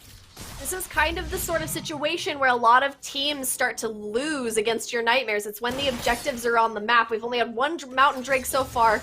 This Infernal is on the map, and Your Nightmares really needs to think about how they want to bait Fighting Dreamers into this engagement so that they can come out on top. It means taking into account summoner spells that are on cooldown. Murgle's teleport is still up, so that's not within their favor at all. Clorox on the Rocks' teleport is down, so is Solaris Revenge. Not a good time for them to get Infernal Drake, which is why Inferno is currently on that Drake right now. They do not have time to wait for the perfect conditions because Inferno is on that Drake right now. There really is no other option for Your Nightmares because they do not have the same tools in their arsenal that they generally would use to bait Fighting Dreamers into a team fight that they would eventually lose. So good call on that of Fighting Dreamers to see that window and take it as quickly as possible. And sign me up, unfortunately, getting to see the end of that Drake using that vision. Yeah, using the Scryer's Bloom, it was almost, you know, yeah, that's a little bit of a stab in the back, you know, of being like, all right, I'm gonna see if they're taking it. They took it. They already took it. Oh, they took it? Okay. It's gone. And that is a great thing about Nocturne and doing, you know, relatively well, at least getting some eliminations and getting a couple of items on Nocturne early on. This Kayn is still sitting at 4-0-3, though. Keep in mind that Sign Me Up has been doing a miraculous job here on a Kayn. Still ahead in CS, has not yet died, and is the only one to have a bounty on their heads in this game so far, but it is yet to really come into play in terms of pressure towards objectives, or at least getting kills. That was something that I mentioned before this game even started. One of the big things to watch out for on Your Nightmares. While a team might win a fight, get an ace, or get 4 members down, they generally cannot steal as much away or take as much from the opposing team as Your Nightmares has been able to do. But Fighting Dreamers, even when they lose a fight, are preventing Your Nightmares from making those moves that we are so used to. So a spectacular job by them of preventing as much pressure as Your Nightmares, as we have clearly seen in the past, are able to offer here. Yeah, you know, Your Nightmares usually doesn't play against objective-focused teams, and Fighting Dreamers' objective focus is very tight. They're on the same page as Your Nightmares when it comes to that. So instead of their jungler, you know, selfishly farming or even looking at lanes for ganks, they immediately see the window for the Infernal and go for it. And that's kind of the same thing that we've always looked at for Your Nightmares. They usually, like, people will leave objectives alone for long enough for Your Nightmares to set up a situation. So this has been a really interesting to see how formidable Fighting Dreamers is in all of these different ways that other teams have failed. And identifying the ways in which they excel, I mean, that helps us understand the downfalls of Your Nightmares, because we haven't seen very many. And hopefully Fighting Dreamers can continue to sort of challenge and illustrate the ways in which Your Nightmares can actually fail, because we don't really know. And I think, too, honestly, I think it helped last week, Limit Testers, you know, taking down Gamer Snails, and then losing previously 2 times to Your Nightmares. I feel like Your Nightmares getting knocked out by Limit Testers in the second semifinals game last week was big on people saying, all right, they do have flaws, Yes. they can go down. This is where we might be looking towards aggressing on them, or towards preventing them from aggressing and disengaging on fights and things like that, because their response times are so incredible. And now Fighting Dreamers are delivering just that. Immediate responses or really quick engages on fights, and as soon as they realize, all right, we may not be able to pick up from this one as much as they can retaliate with, they disengage, and it's worked out so incredibly well for them. 2 towers up now. They have the Infernal Dragon. They're ahead in gold, almost 1K, which is not an insane amount at this point in the game. We have seen close to 10K at 22 plus minutes in. So a great, I mean, these are I've said in the past, Your Nightmares, it's the perfect name for them. Fighting Dreamers, exact same thing. These guys have so much fight in them, and they know exactly what they want. They are going to get it tonight. Yeah, that's actually the name of a Naruto opening song. Such a scrappy little guy for a scrappy little team. Fighting Dreamers really putting it out there and saying, hey, we kind of came in late. We had a slow start, but we're here to kick ass, take names, do ninja stuff. So it's been really. It's a Naruto. Isn't that a Naruto reference? Is that what that is? Yeah, Fighting Dreamers. Okay, yeah, that is. one of the Is that what songs. you just said? Yeah, no, All you're right. totally fine. That's what you just said. Yeah, I mean, it totally fits. It absolutely totally fits, and I love it because that's the first other team where I'm like, yeah, you know what? Your Nightmares has actually been in my nightmares the first 3 weeks. That was all I was dreaming about, and now, my dreams are going to include more fights, Fighting Dreamers, and I like that. I like that too. They really are. They're creating like a different dynamic, seeing how competitive they are. Even if, listen, I'm not saying anything definitively. Even if they lose this game, we are 23 minutes in, and I will continue to be impressed. And I know that they have the potential to win this thing. I mean, your Nightmares is an incredibly formidable opponent. Even if they fall apart right now, I'll just assume somebody lost power or had a stroke, because Fighting Dreamers is really showing that they can keep a game really stable. Right now, both teams have control of their sides of the map, and the point of the game, of course, is to invade the other side and gain control of that, and neither team has really managed to crack the surface of that. Fighting Dreamers, I would argue, has a little bit of an edge, but nothing crazy so far. Another dragon here for Fighting Dreamers. Potentially, as 5 members of Your Nightmares are on the screen to engage on this one. There is a split between Fighting Dreamers. It looks like Kurosivity and Anna are going to have to go up and around the top side towards this tri-bush. There is the ultimate now from Inferno, who immediately gets burned down by Solari's Revenge, and these guys have now turned their attention onto the dragon. Blue team is going to secure that one for themselves. The ultimate from Misfortune coming out, not really hitting anybody. Solari's Revenge is going to be exhausted on the backside, and Game Merc Girl is the next target here. Ame is going to take her down, and on the backside, Aronis gets taken down there. A double kill for Cassidon, and a very clean ace for Your Nightmares, as well as a dragon pickup.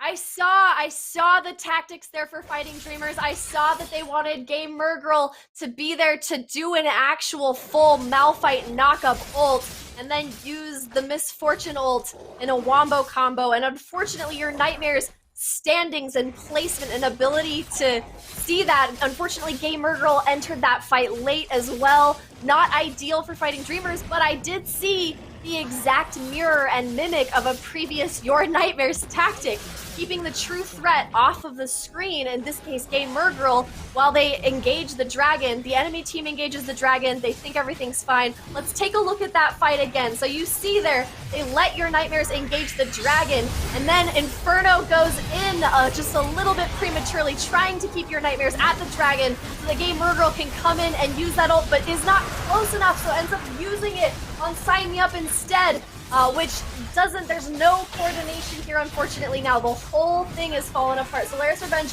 goes ahead and tries to take care of the backline. Meanwhile, Sign Me Up is about to execute Game Mergirl, and then, oh, it's such a mess, unfortunately. Sign Me Up gets taken out by Aronis as well, and that's the end of that with Solari's Revenge zoning the backline. I think the biggest part of that, it was a good engage by Inferno.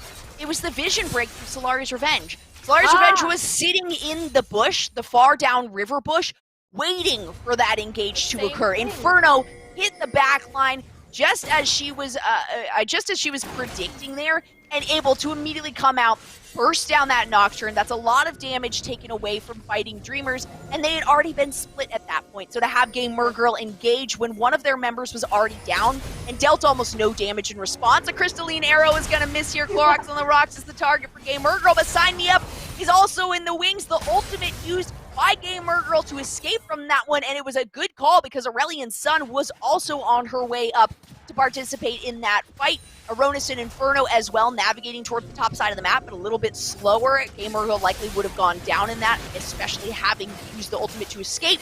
And now Your Nightmares have decided to turn their aggression onto the Baron. Fighting Dreamers know exactly what's going on. They tossed a ward of the wall. It was taken down immediately, but they did have vision momentarily. Halfway done, and now on this Baron, a lot of damage coming out from Your Nightmares here. Solari's Revenge going to try to prevent Fighting Dreamers from engaging on this, and Sign Me Up is actually going to jump into the back line and deal a ton of damage. The ultimate coming from Inferno, and also Anna is not going to help the double kill there, going over the triple kill to Solari's Revenge. Kurosivity having to flash out of this one. Ame takes down Inferno. Solari's Revenge wants that quadra kill. They're going to go in on Corrosivity, and a good lockdown. The binding there from Corrosivity is at least going to prevent the quadra from coming through. There is the ace. Solari's Revenge does survive that. A great stopwatch coming out from Corrosivity or Zonia's. I haven't seen the item, but it is a full Zonia's now at this point. Classic on Morgana. Solari's Revenge recognizing, all right, I can clean this one up. And just like we are used to, your Nightmares take so much advantage over a successful fight, and in particular, an ace. I knew it was a trap. I wanted to say it. I wanted to be like, that's a trap, Fighting Dreamers, don't do it. And unfortunately they did, which is, you know what? I think any team would have done that. It's just the unfortunate way that they were lined up in that corridor allowed Solari's Revenge to do an insane amount of damage with that initial cone and then eventually just burst down both of them. Yes, they did take out the jungler, sign me up, but at what cost? At the cost of a Baron, at the cost of an entire ace, at the cost of giving Solari's Revenge so many kills. Holy crap on Solari's Revenge's part. Also, let's talk about a really stylish 1v1 between Solari's Revenge and Corrosivity. I loved the stopwatch / Zhonya's Hourglass. Giving Solari's Revenge, you know, hey, you don't get this kill for free, so you have to work for it. And Solari's Revenge saying, challenge accepted. Really love to see. Solari's Revenge is one of the most fun players to watch too. It's not just a matter of skill, but it's also like they're an entertainer almost. And I really enjoy that. And the Kassadin of all the champions, they love bursties. I said that about your Nightmares in general. They love bursty compositions. Now LeBlanc has been one that we've seen was actually banned out away from Solari's Revenge in the second ban phase of this game here in particular. And she was like, okay, well, I've got more burst champions available in my pocket, so let's dig deep and pull out a Kassadin. And it is working exceptionally well. Took a little bit of time. Again, I think Aronis did an incredible job early game against this Kassadin in a losing matchup. Still had a lot of pressure and had a lot of roam. But now Solari's Revenge has the items necessary, is able to burst down really anyone, and the Rift Walk gives the ability to kind of engage wherever she wants to. We even saw she was stuck in the base. Hey, okay, I'll just Rift Walk over the wall. I don't even need to take a tower hit from this one. And now, she's gonna go in on this tower when there are 4 members of Fighting Dreamers, 3 in the wings here. The ultimate gonna come out from Inferno, and a flash out immediately means that there's not going to be any tower repercussions. The shockwave there in response, and Aronis is gonna take down Sign Me Up. That's a 2-for-0 for Fighting Dreamers and a fantastic dive. I think that that's just the same mental boomerang that I've talked about before. Inferno going in on a potential for a Baron, though. There it is. Yes, they are pinging for the Baron. Perfect. Good. They took down Sign Me Up. They took down Solari's Revenge. They know they've got at least 20 seconds on almost 30 now at that point. They can engage on this fight, and they should be able to deal enough damage to take down a Baron.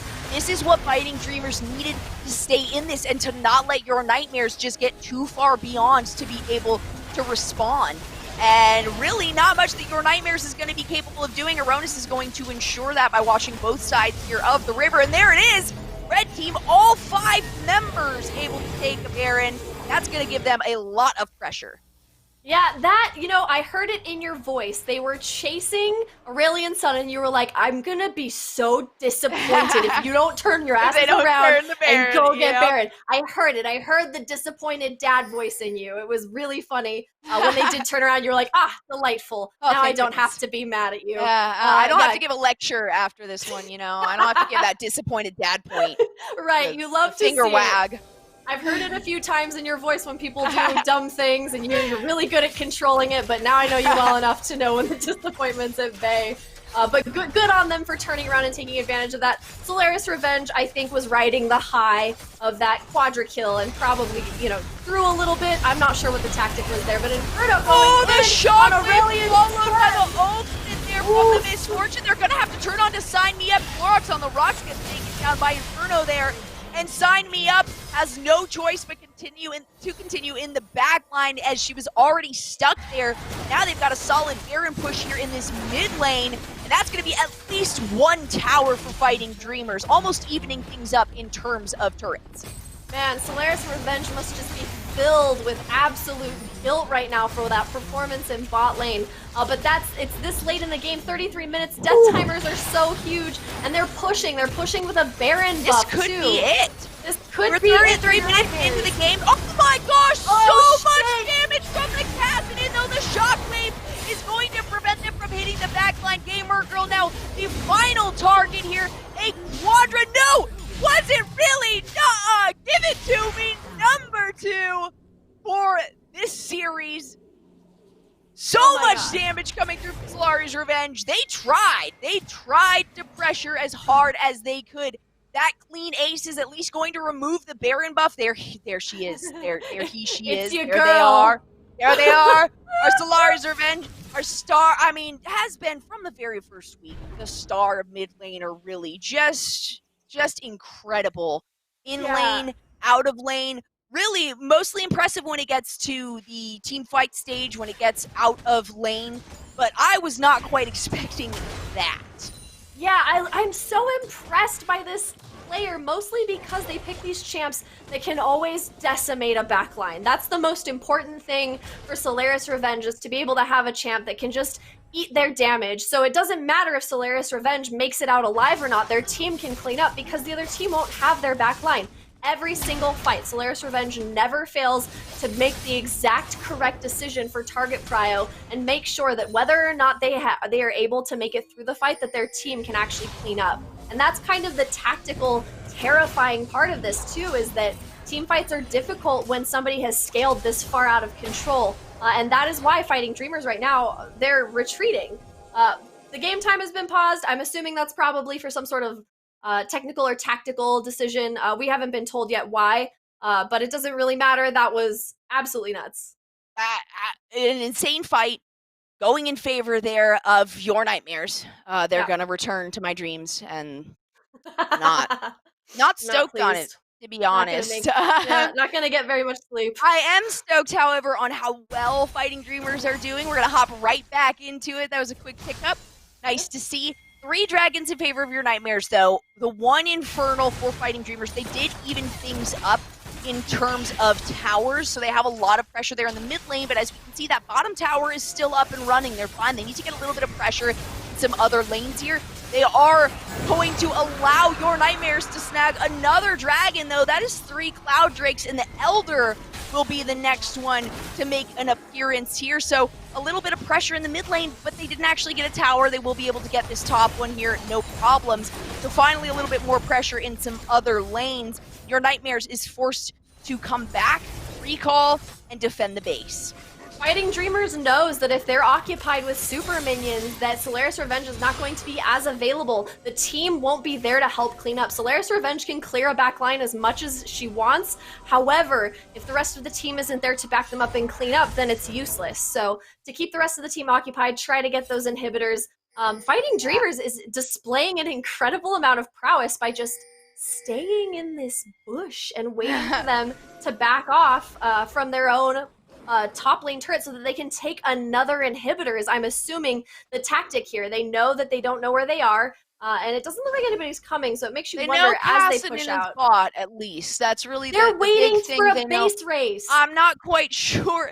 I'm not quite sure what they are doing, and there's a certain amount of time where it is worthwhile, and then there's a certain, once it hits a certain point, it is just wasting time. And so I'm not sure what, I think they were waiting for all of Fighting Dreamers to come up so they could actually jump onto them, because if your Nightmares gets that initial hop, especially Solari's Revenge, being able to jump in with the Rift Walk and deal a lot of damage to everyone, they're trying to avoid that. But I mean, I think they were right at the edge of that. I think they hit the right time of, okay, they're not coming around, let's recall, let's rethink this. Our bottom lane is being pushed very hard.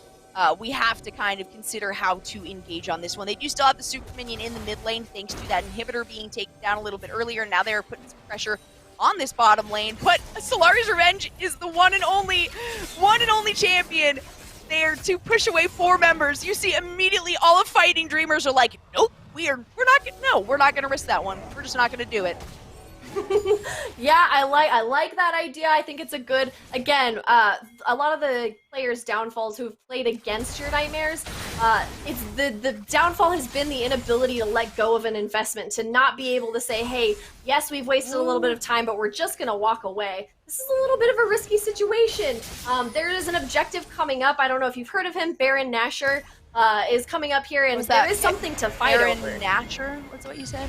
Yeah, Barry. Let me write that one down. Yeah. Paranoia coming out on Solari's Revenge, though. Here in the top lane, there was a teleport used to get up there, and an instant teleport to your demise, giving that one over to Anna there on the Misfortune. Now some pressure. There was, so I was kind of curious because 4 of them disengaged, 4 Fighting Dreamers disengaged from Solari's Revenge there in the bottom lane. Solari's Revenge have the potential to just push in that bottom lane. Yes, there is also a potential recourse of having a teleport be used against you by Gamer Girl there, but with 4 members on the top side, it was an interesting decision to teleport up towards that, and now they're going to find themselves the second Baron of the game. Once again, all 5 members participating in that and getting the buff, and that's going to be a lot of pressure and still an open base here for your Nightmares.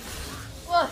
Your Nightmares is going to have to make some headway on turrets, on base pressure, because otherwise they're just going to have to turtle as they continue to hemorrhage objectives as they remain out of their reach. So something has to give. Towers have to go down. Your Nightmares have to come up with some sort of tactic to stop this continued onslaught of their base, or else they will be occupied with super minions and protecting their base in addition to trying to find picks, trying to have team fights. You'll have to spare a member of your team to protect the base, and so especially with Baron buff, it's extremely dangerous.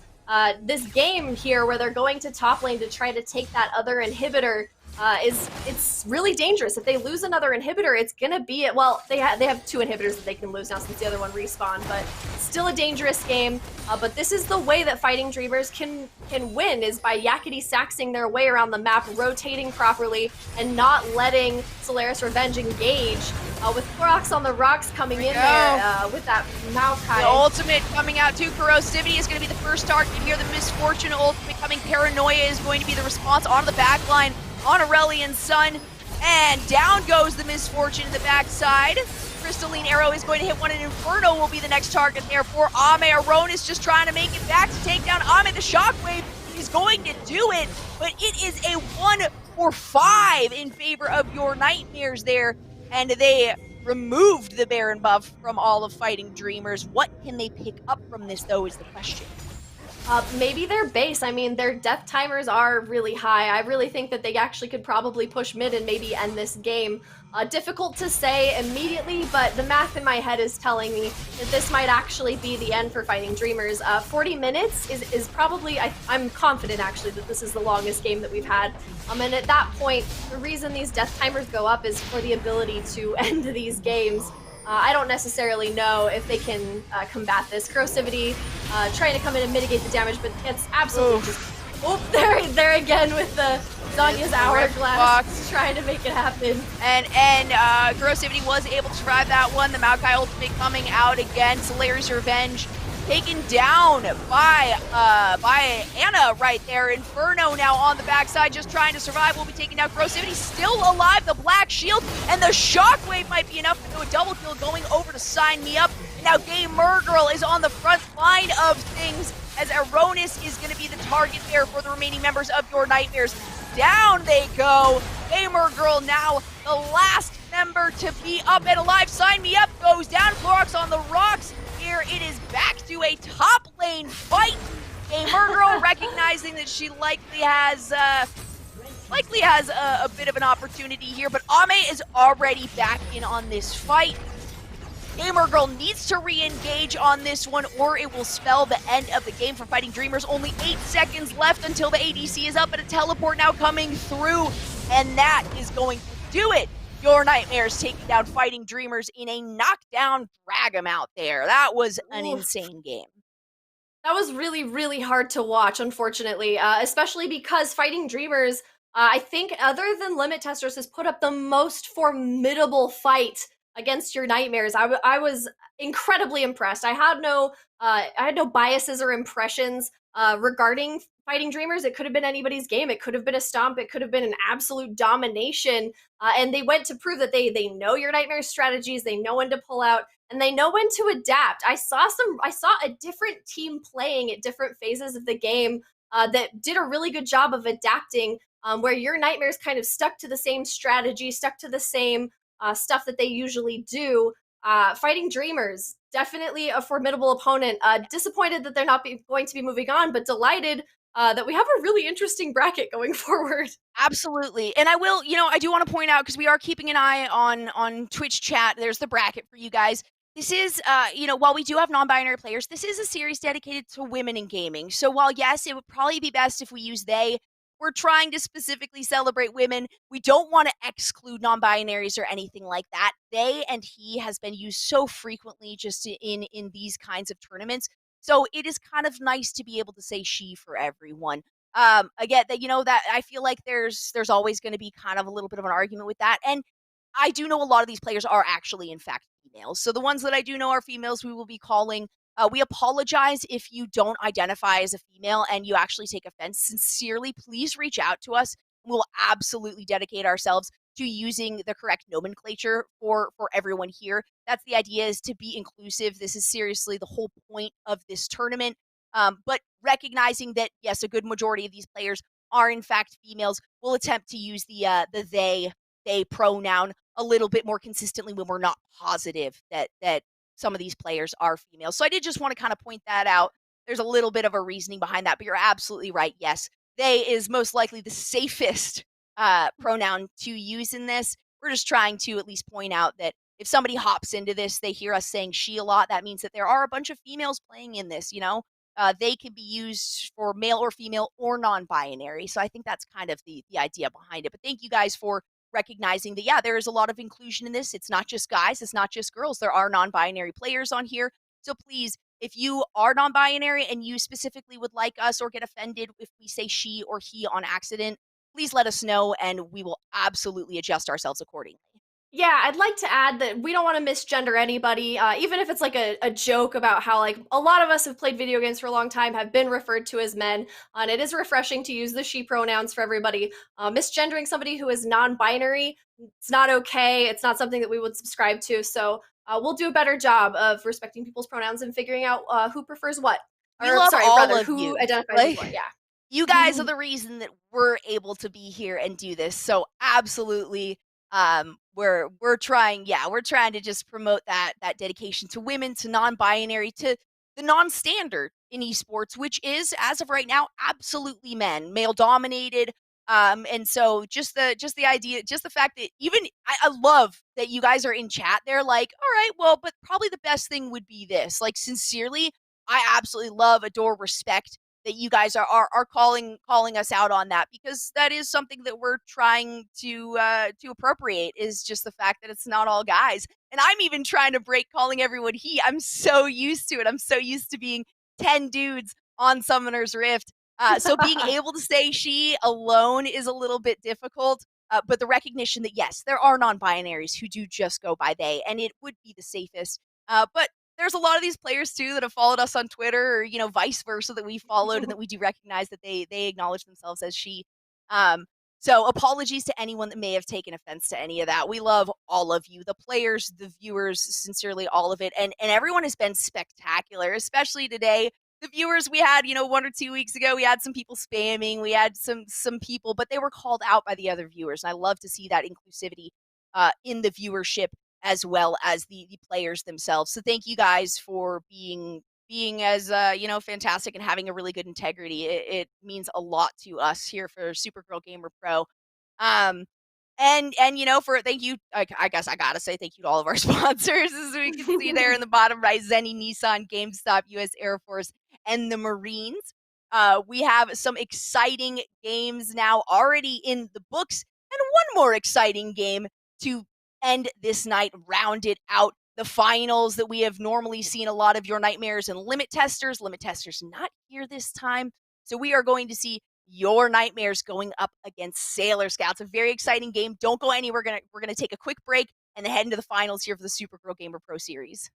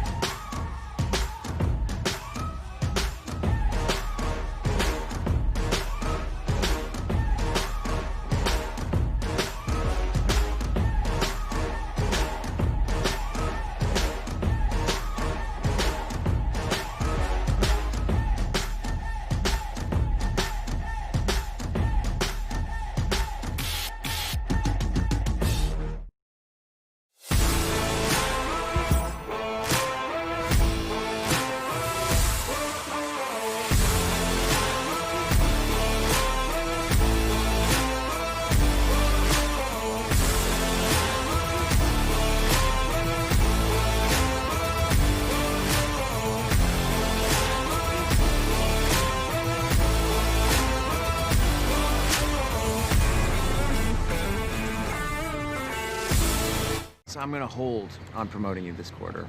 Cool? Drop the taco. Get in the car. Does this Sentra feel like a compromise to you? Wait, what? The handling, it's good, right? No compromise there. Nope. Watch this. Breathe. Rear automatic braking. So if this Nissan Sentra isn't gonna compromise, why should you? You're right! Atta girl. The all-new Nissan Sentra with more standard safety features than any other car in its class.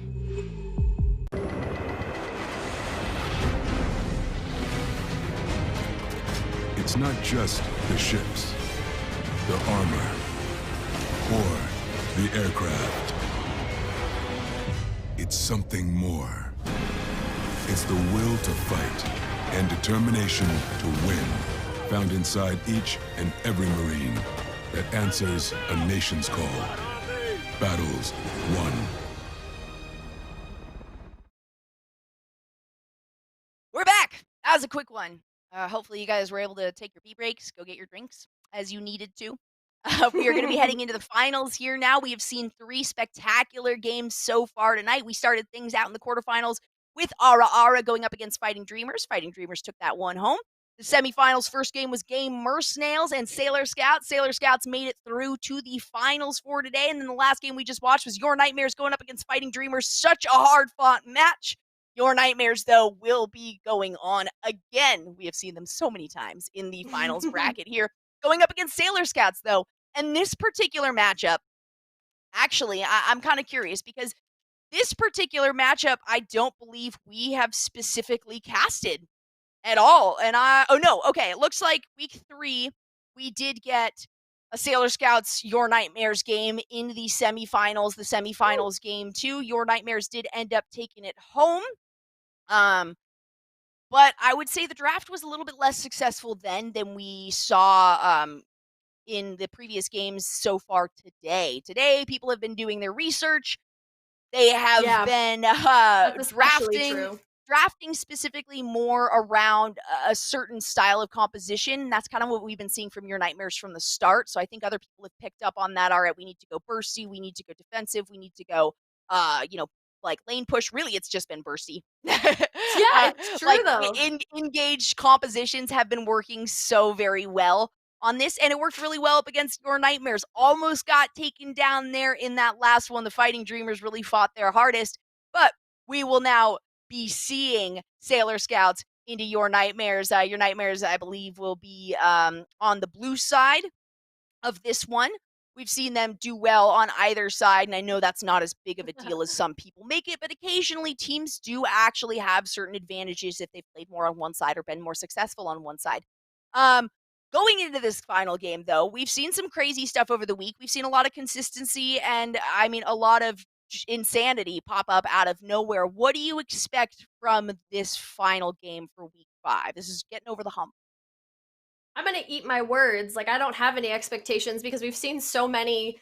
There is no status quo with any of these teams so far. I mean, we've seen an ebb and flow between Limit Testers and Your Nightmares, and then we saw this incredible performance from Fighting Dreamers, which it was anybody's game there. There was no huge gold disparity. There was no massive advantage. It was just waiting for the other team to mess up. And that was the same thing that it came down to with Limit Testers and Your Nightmares last week and the week prior, where they were there was 100 gold disparity, there was a 1,200 gold disparity. I mean, the fact of the matter remains that all 3 of these teams so far have proved themselves to be in the same general skill range, which means that we haven't had any sort of there's no way to predict, there's no stomps. This is all very much in the air. We're going to have to start paying even closer attention than we already are to the very specific players and their play styles. And I think probably as these tournaments ramp up and the stakes are higher, I think we're probably going to see more consistency in the roster and get to know these players a little bit better as we have, instead of having these roster changes.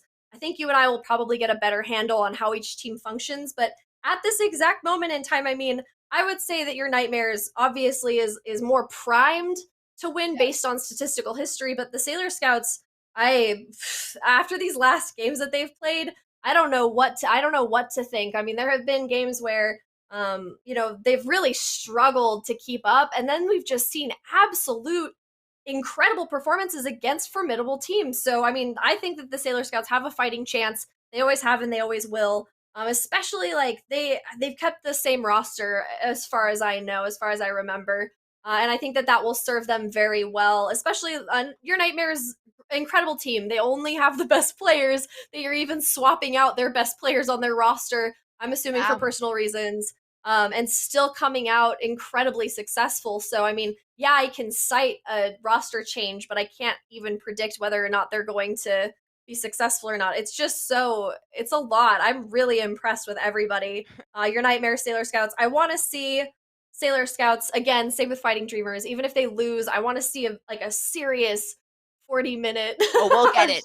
We'll get it. And you don't get to predict anymore because we're already ready for Champ Select. We really are. I don't get to say anything anymore. We're going to send over to that and see exactly what happens here. You know, there used to be a meta where you win the game in Champ Select. That is certainly not the case right now, but it can make a huge sway. And a lot of these predictions can be followed through because we kind of know the play styles of a lot of these players. So, nothing different in terms of these rosters as people swap things up. For all we know, we'll get a mid-game change as we have seen in the past so far today.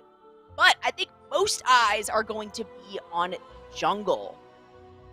Yeah, I think so. Oh man, I'm just so enamored. Goldflower, sign me up. Alpha male jungler. I respect. Yeah, we just had to just pour one out for you, girl. But you know what? I'm a huge fan of Goldflower, a huge fan of Sign Me Up. I especially listen. There were a few, I wouldn't call them BMs, I'd call them playful moments because you can tell that Sign Me Up does not have bad intentions, but Sign Me Up does have a very specific goofy flair. No, it's cyberbullying, bro. That's a cyberbully. No, Sign Me Up is absolutely just like a goofy, I really feel like this is somebody that I could go out to the bar with if COVID wasn't a problem. You know what I mean? Just like a silly, goofy person. I've never a single time spoken to this player, but they have so much personality and they really do like to make it fun for us to watch in a lot of dynamic moments. And I know that they are aware of that as a good player. So they put on a good show. They're an entertainer. We do have some bands coming in here, 4 to be exact. Oh, now 5. We've got the Hecarim ban, Gangplank. Wow, these are very seriously geared towards top. And Ornn. Ornn actually, while doesn't get picked very much, has one of the highest win rates and is an incredible top. I don't know why more people don't play Ornn. I'm surprised that we have not seen more of the Ornn because there's a lot of consistency. There's lots of tank, lots of damage. I mean,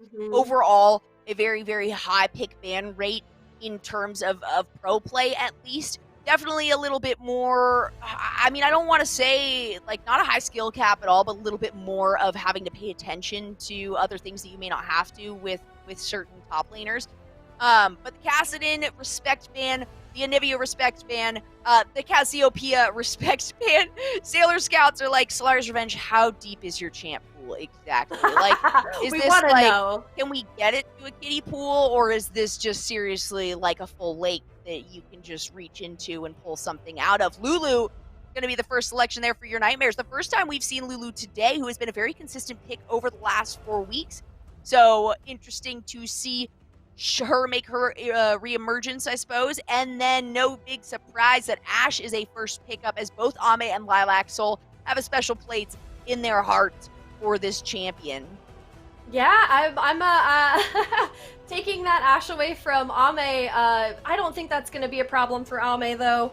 It doesn't seem to be the worst thing that could possibly happen.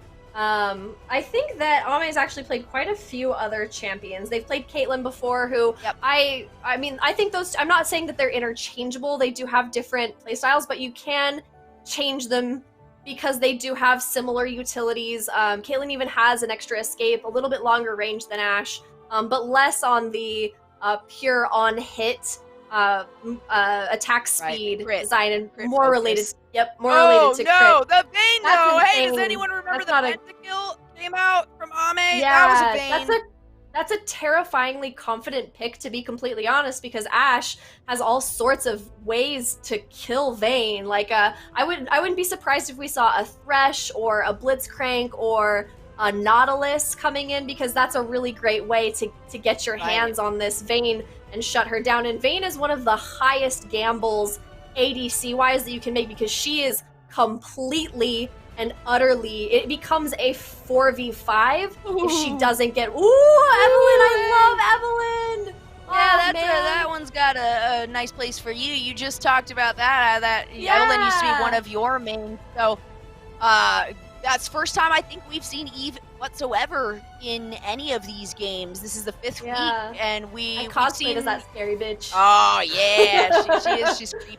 Mordekaiser Yeah. there is going to be the pickup from Prothean, and you actually mentioned a little bit earlier tonight that maybe the not at all. I mean, it was slightly lackluster, I suppose, in terms of what we've seen from Prothean was the Mordekaiser play. Not a great matchup for Prothean during that one, so maybe that was a little bit of the reason why. But they have a lot of potential for support picks, like you were talking about, the Thresh, the Nautilus, both being spectacular choices here. Might not work as well with the composition that we've currently got. Maybe the Nautilus would actually. Yeah. But the late jungle selection from your Nightmares means that they've got a bit of opportunity, but also some potential bans coming out. The Maokai there going to be another one, the Ziggs. So 4 of the 5 going against Solari's Revenge. Again, no surprise on that one. The Orianna coming from your Nightmares, because they've seen Pan do incredibly well on the Orianna in the past. Now we're going to round out this second ban round. We'll see exactly what your Nightmares decided to go with and prevent Sailor Scouts from picking up. Yeah, leaving that LeBlanc ban out, probably not great, especially because Sign Me Up will also serve the same function that Solarius Revenge did in the last game by wiping out the back line. But that also means nothing if your back line isn't fed anyway. So, I mean, there's the potential for a really... both of these comps can be very high risk, high reward, just because if Mordekaiser, he also can be completely useless. Even though he can take a champ off the map temporarily, he also goes with them, and there's not always the guarantee for a kill. So, I mean, Mordekaiser without being fed, without the right kind of farm, is also useless.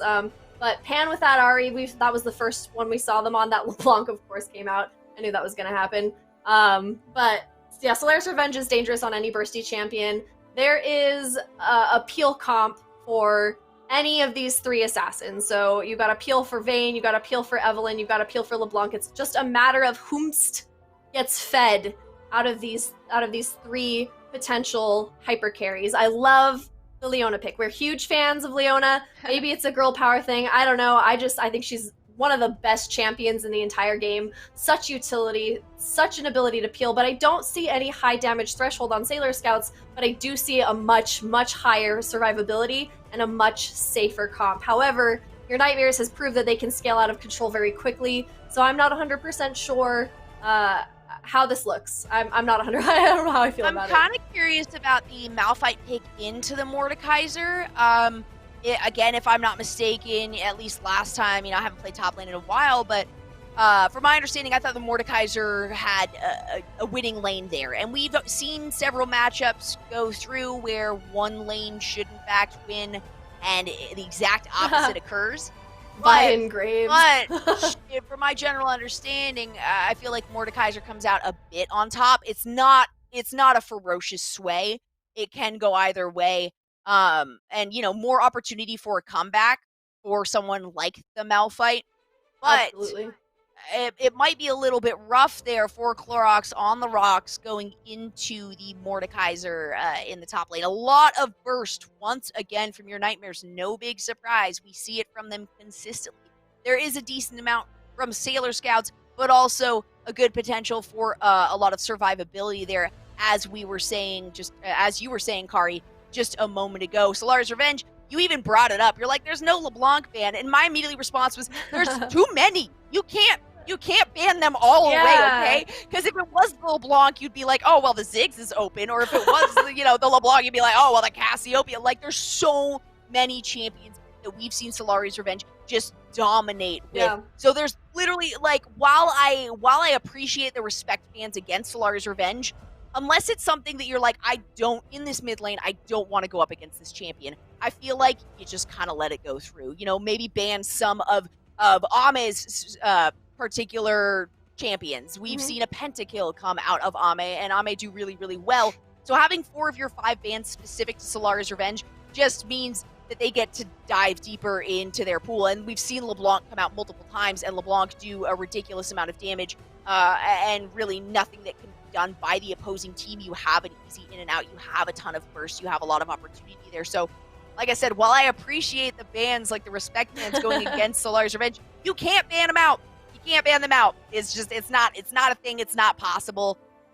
It might be worthwhile to put that into a different lane going in the future, but we'll see how this winds out, because for all we know, Solari's Revenge will meet their match in Pan's Ahri, as we've seen many, many times. Ahri clearly one of the favorites there for Pan, and has performed incredibly well throughout the entirety of the series. Yeah, absolutely. Pan is a reliable mid who generally can keep people occupied. Did so with Dopamine. So that, I mean, that's like the end-all be-all of mid lanes as far as this tournament goes, in addition to Solari's Revenge. These 3 mid laners, Dopamine, Solari's Revenge, and Pan, all have been able to keep each other in lane with a lot of prowess. So I don't think that Solari's Revenge is going to have an easy game, especially because it's LeBlanc and it's Ahri, and both of them are bursty assassins. They should be able to kill each other, all things considered. But also, Ahri's survivability is a little bit lower, unless she has all of her things up. I don't know. Man, my head always just...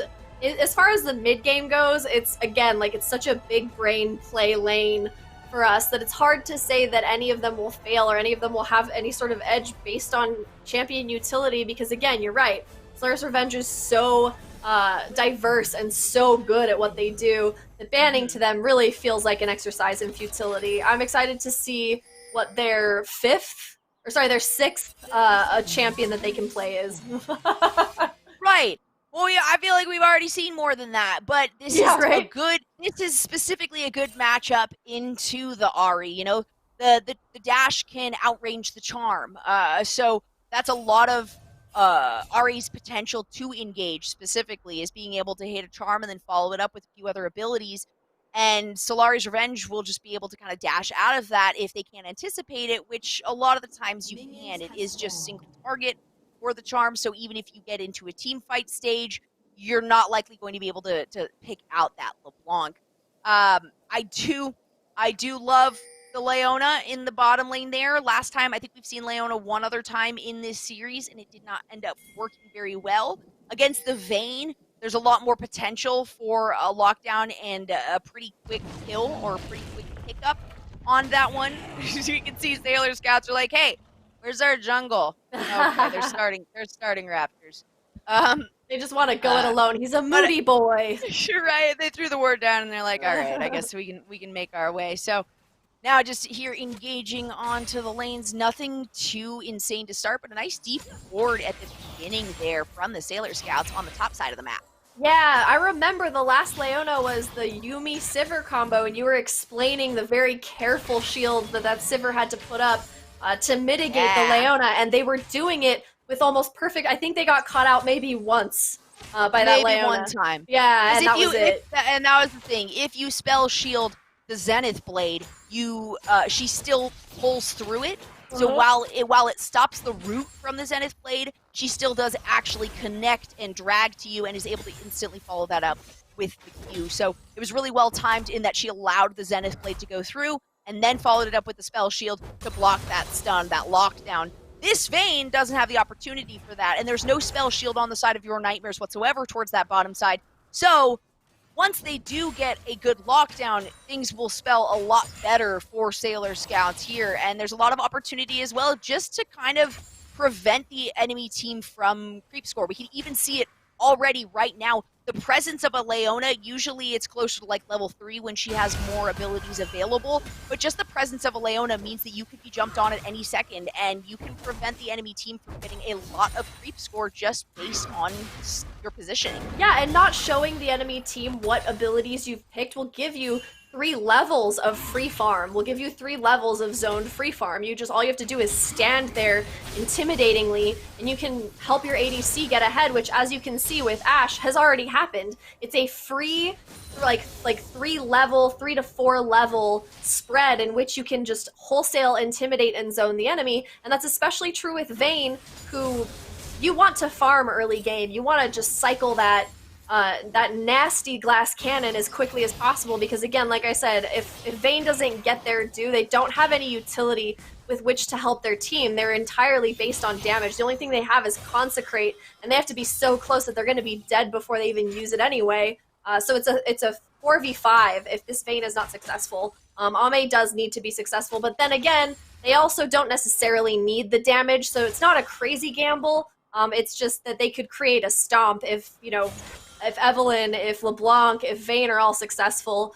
It's more of a playful pick in my opinion. The whole game does not hinge on her, but it will make it really difficult for your Nightmares going forward if they do not get her fed. So not a win condition. This Vayne is not a win condition, but definitely helpful in creating the wins there. But Aurelion Sun, I think we've started to see this Lulu pick more, because no matter how their ADC does, this Lulu is useful in a team fight no matter what, because they can, whoever it is that's carrying on their team, usually Solaris Revenge, can still get that huge buff, and can still get shields, and can still get, a polymorph to peel for them. So, I mean, there's something to be said about Lulu being able to carry through that, and I think a lot of these teams are picking champions that, whether or not the ADC does well, which is such a gamble, even in games with players this good, ADCs are not guaranteed to do that well. They're just they've been nerfed so far now. They're no longer the beefy big Chad boys that they used to be. So, I mean, yeah, this is a bot lane. It's playful. It's interesting. It definitely says, hey, we want to murder you with intimidation.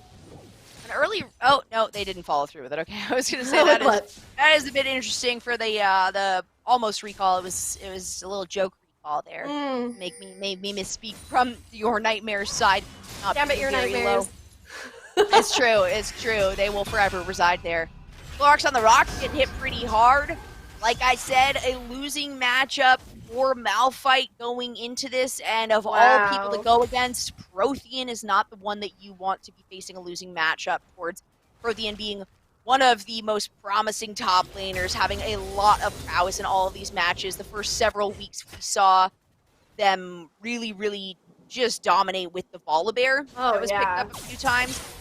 Now we can see Goldflower potentially looking for an in here. They've got to know that Sign Me Up is in their jungle, and they are going to provide some recourse for that invasion there. Sign Me Up getting a little bit of a slow. Goldflower is going to continue that one on. A pop by Sign Me Up.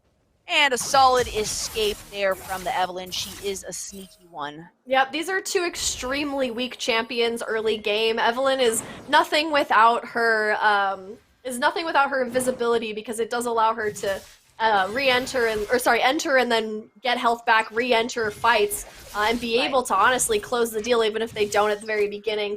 And then Kayn, of course, needs his transformation to unlock his full utility and to be completely useful. So both of them disengaging. Probably just the promise that they want to see late game, both of them do. Right. That's a risky potential first blood, You definitely don't want that. Uh-oh. Looks like we might have a quick pause. You guys get more of us. Sucks. Yeah. Seems like everybody's struggling connection-wise. I had to reset my router, so I mean, it happens. It's probably Comcast, honestly. I blame them for everything. So... Darn Comcast. Yeah, it's a really good even start so far. You were when you were talking about the Malphite Mordekaiser top, you were so right. That's already been such a difficult start for Clorox on the rocks. You can see it. You can see it just unfolding there. And Prothean, holy crap. I remember Prothean's Volibear game, and we were so impressed with that person. That was the very first, almost flawless performance we saw in one of these tournaments. So they have, a special place in our heart. And I think last week they were against the Game Mercenaries, and Prothean, again, with that Gangplank, 1, 2, and 17 assists from that world ult. Always being aware of what's going on the map. Honestly, incredibly map aware. And the craziest thing to me is this is Clorox's choice to have gone in with the Malphite in response to the Mordekaiser, actually. So that was the most surprising part to me, all right, if Prothean picked after Clorox, then yeah, it's just a struggle. But having Clorox on the Rocks pick a Malphite into a Mordekaiser is what surprised me the most, just picking a losing lane specifically. And we, again, have seen just that last game, the Orianna into the Kassadin. The Kassadin end up picking it up for the late game because that's where they have it. You know, the early game should have gone in Kassadin's favor, and Orianna did a spectacular job of keeping pressure on Solari's Revenge. So we've seen those matchups go either way, but this one is definitely not easy for Clorox on the Rocks at this point. Yeah, and I have some thoughts about that. I wonder if Clorox on the Rocks, I think that a lot of this comp is... Flash in for Sign Me Up getting exhausted now. That was a bit of a surprise, a missed ability to start that. Prothean is going to follow it up with a teleport of their own. Clorox on the Rocks did just use the teleport to make it back into the top lane. Prothean, though, decided to make the walk. Aurelion Sun way too low. Gonna be picked up as a double kill for Prothean. Now Ame, the last one available, gonna have to turn their attention towards Solari's Revenge, who has made her way down. The solar player from Neki Lime not connecting, but the stun will. That's not the real one. There it is. Now they focus on the real champion.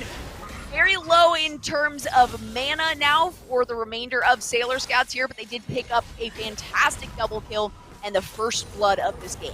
That's definitely the kind of performance you want against your Nightmares. You want to lock it down as quickly as possible. You want Pan to be able to get that plate. You want Prothean to be able to get, you want Prothean to be able to get that plate. You want them to go to places that are going to waste their time.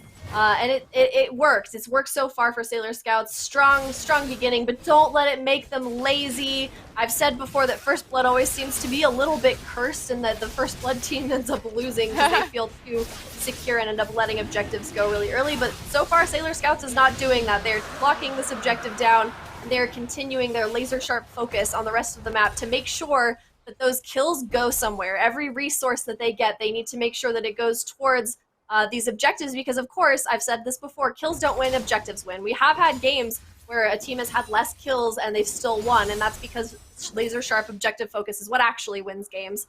Kills are just a means to an end here, but not a means to an end for Solari's Revenge, who really wants to burst that Pan down and bully her, which is happening in lane right now.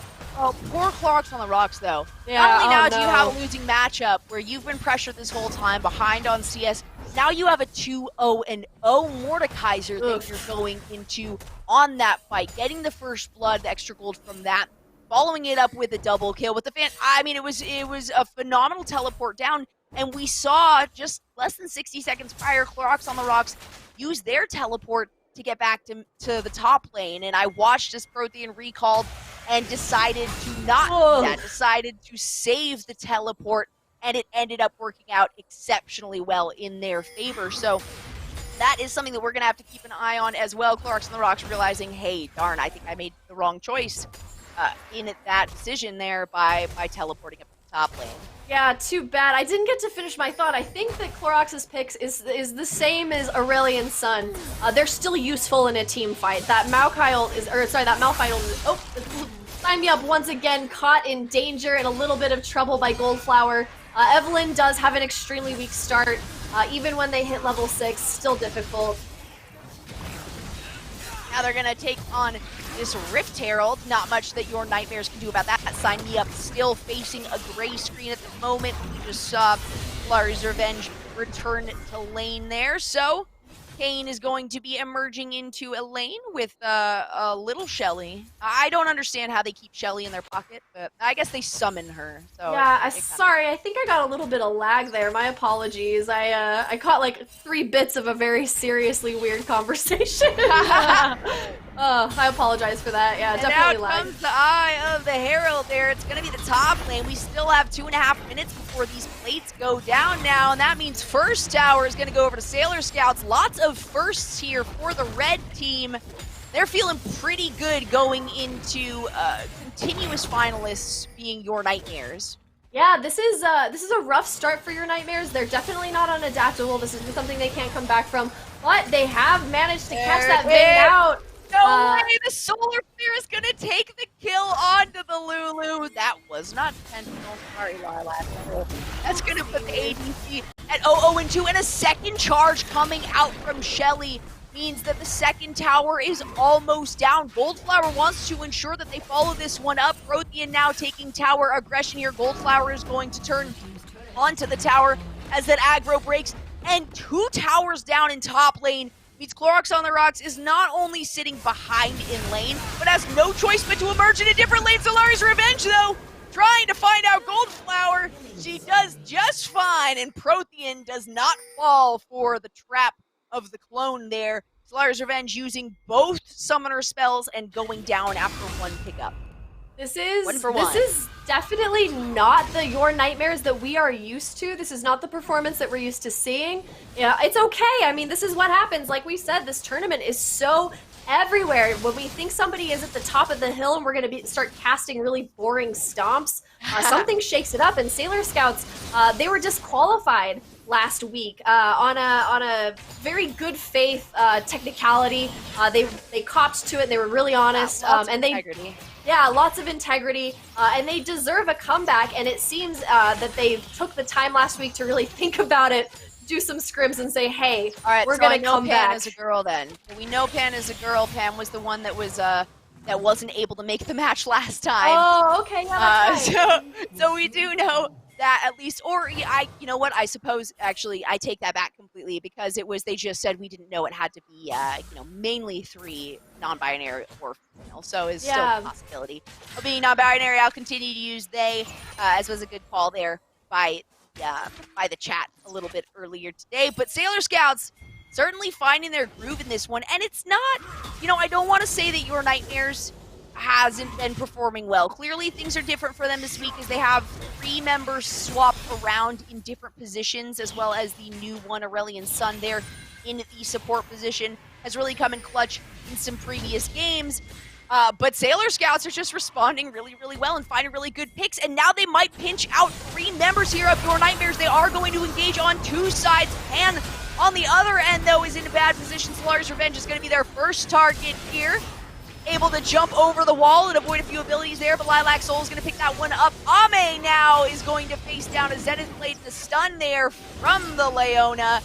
Sailor Scouts picking up 3 kills on that fight. An ultimate having to be used by Clorox on the Rocks to just escape from it. And another dragon now for Sailor Scouts. That's going to be all objectives currently in favor of the Sailor Scouts. A replay of that with Solari's Revenge going for Goldflower. Goldflower doing a Shadow Walk through the... and then you've got the Malphite coming in clutch, like as usual. That's what usually turns the tide here. Leona with the Zenith Blade takes out Solari's Revenge. Prothean cleaning up that one. Oh, nope, still trying. There goes Solari's Revenge. Lilac Soul actually grabs the kill on that one. And they turn their eyes towards the dragon as Goldflower starts to zone them away from that so that they can maintain that dragon safely. Really, tower. Another tower. 4 turret, less than 15 and a half minutes into this game. That is a spectacular number this early on.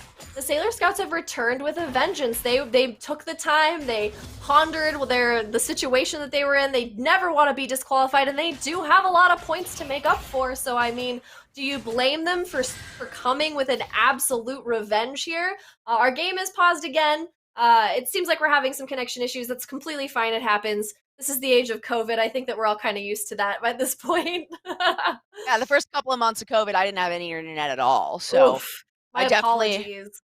It was rough. It was just really rough. Yeah. I was able to steal really bad internet from my neighbors. So yeah, like you gotta do that. Yeah. This game, though, going really, really well for the Sailor Scouts, and not that we're surprised. It's just Your Nightmares has been such a formidable foe. They took week number 2 and week number 3 in terms of the finals tournament or finals competition. And then last week, they made it there with limit testers. They ended up finally getting taken down, but they have made it to finals once again. So they have been formidable from the very, very first week here. And to see this swap and this roster change not really working in their favor, again, I think a lot of it has to do with this top lane just going so poorly. We've seen the Kayn arrive a little bit earlier than he's normally able to in a lane.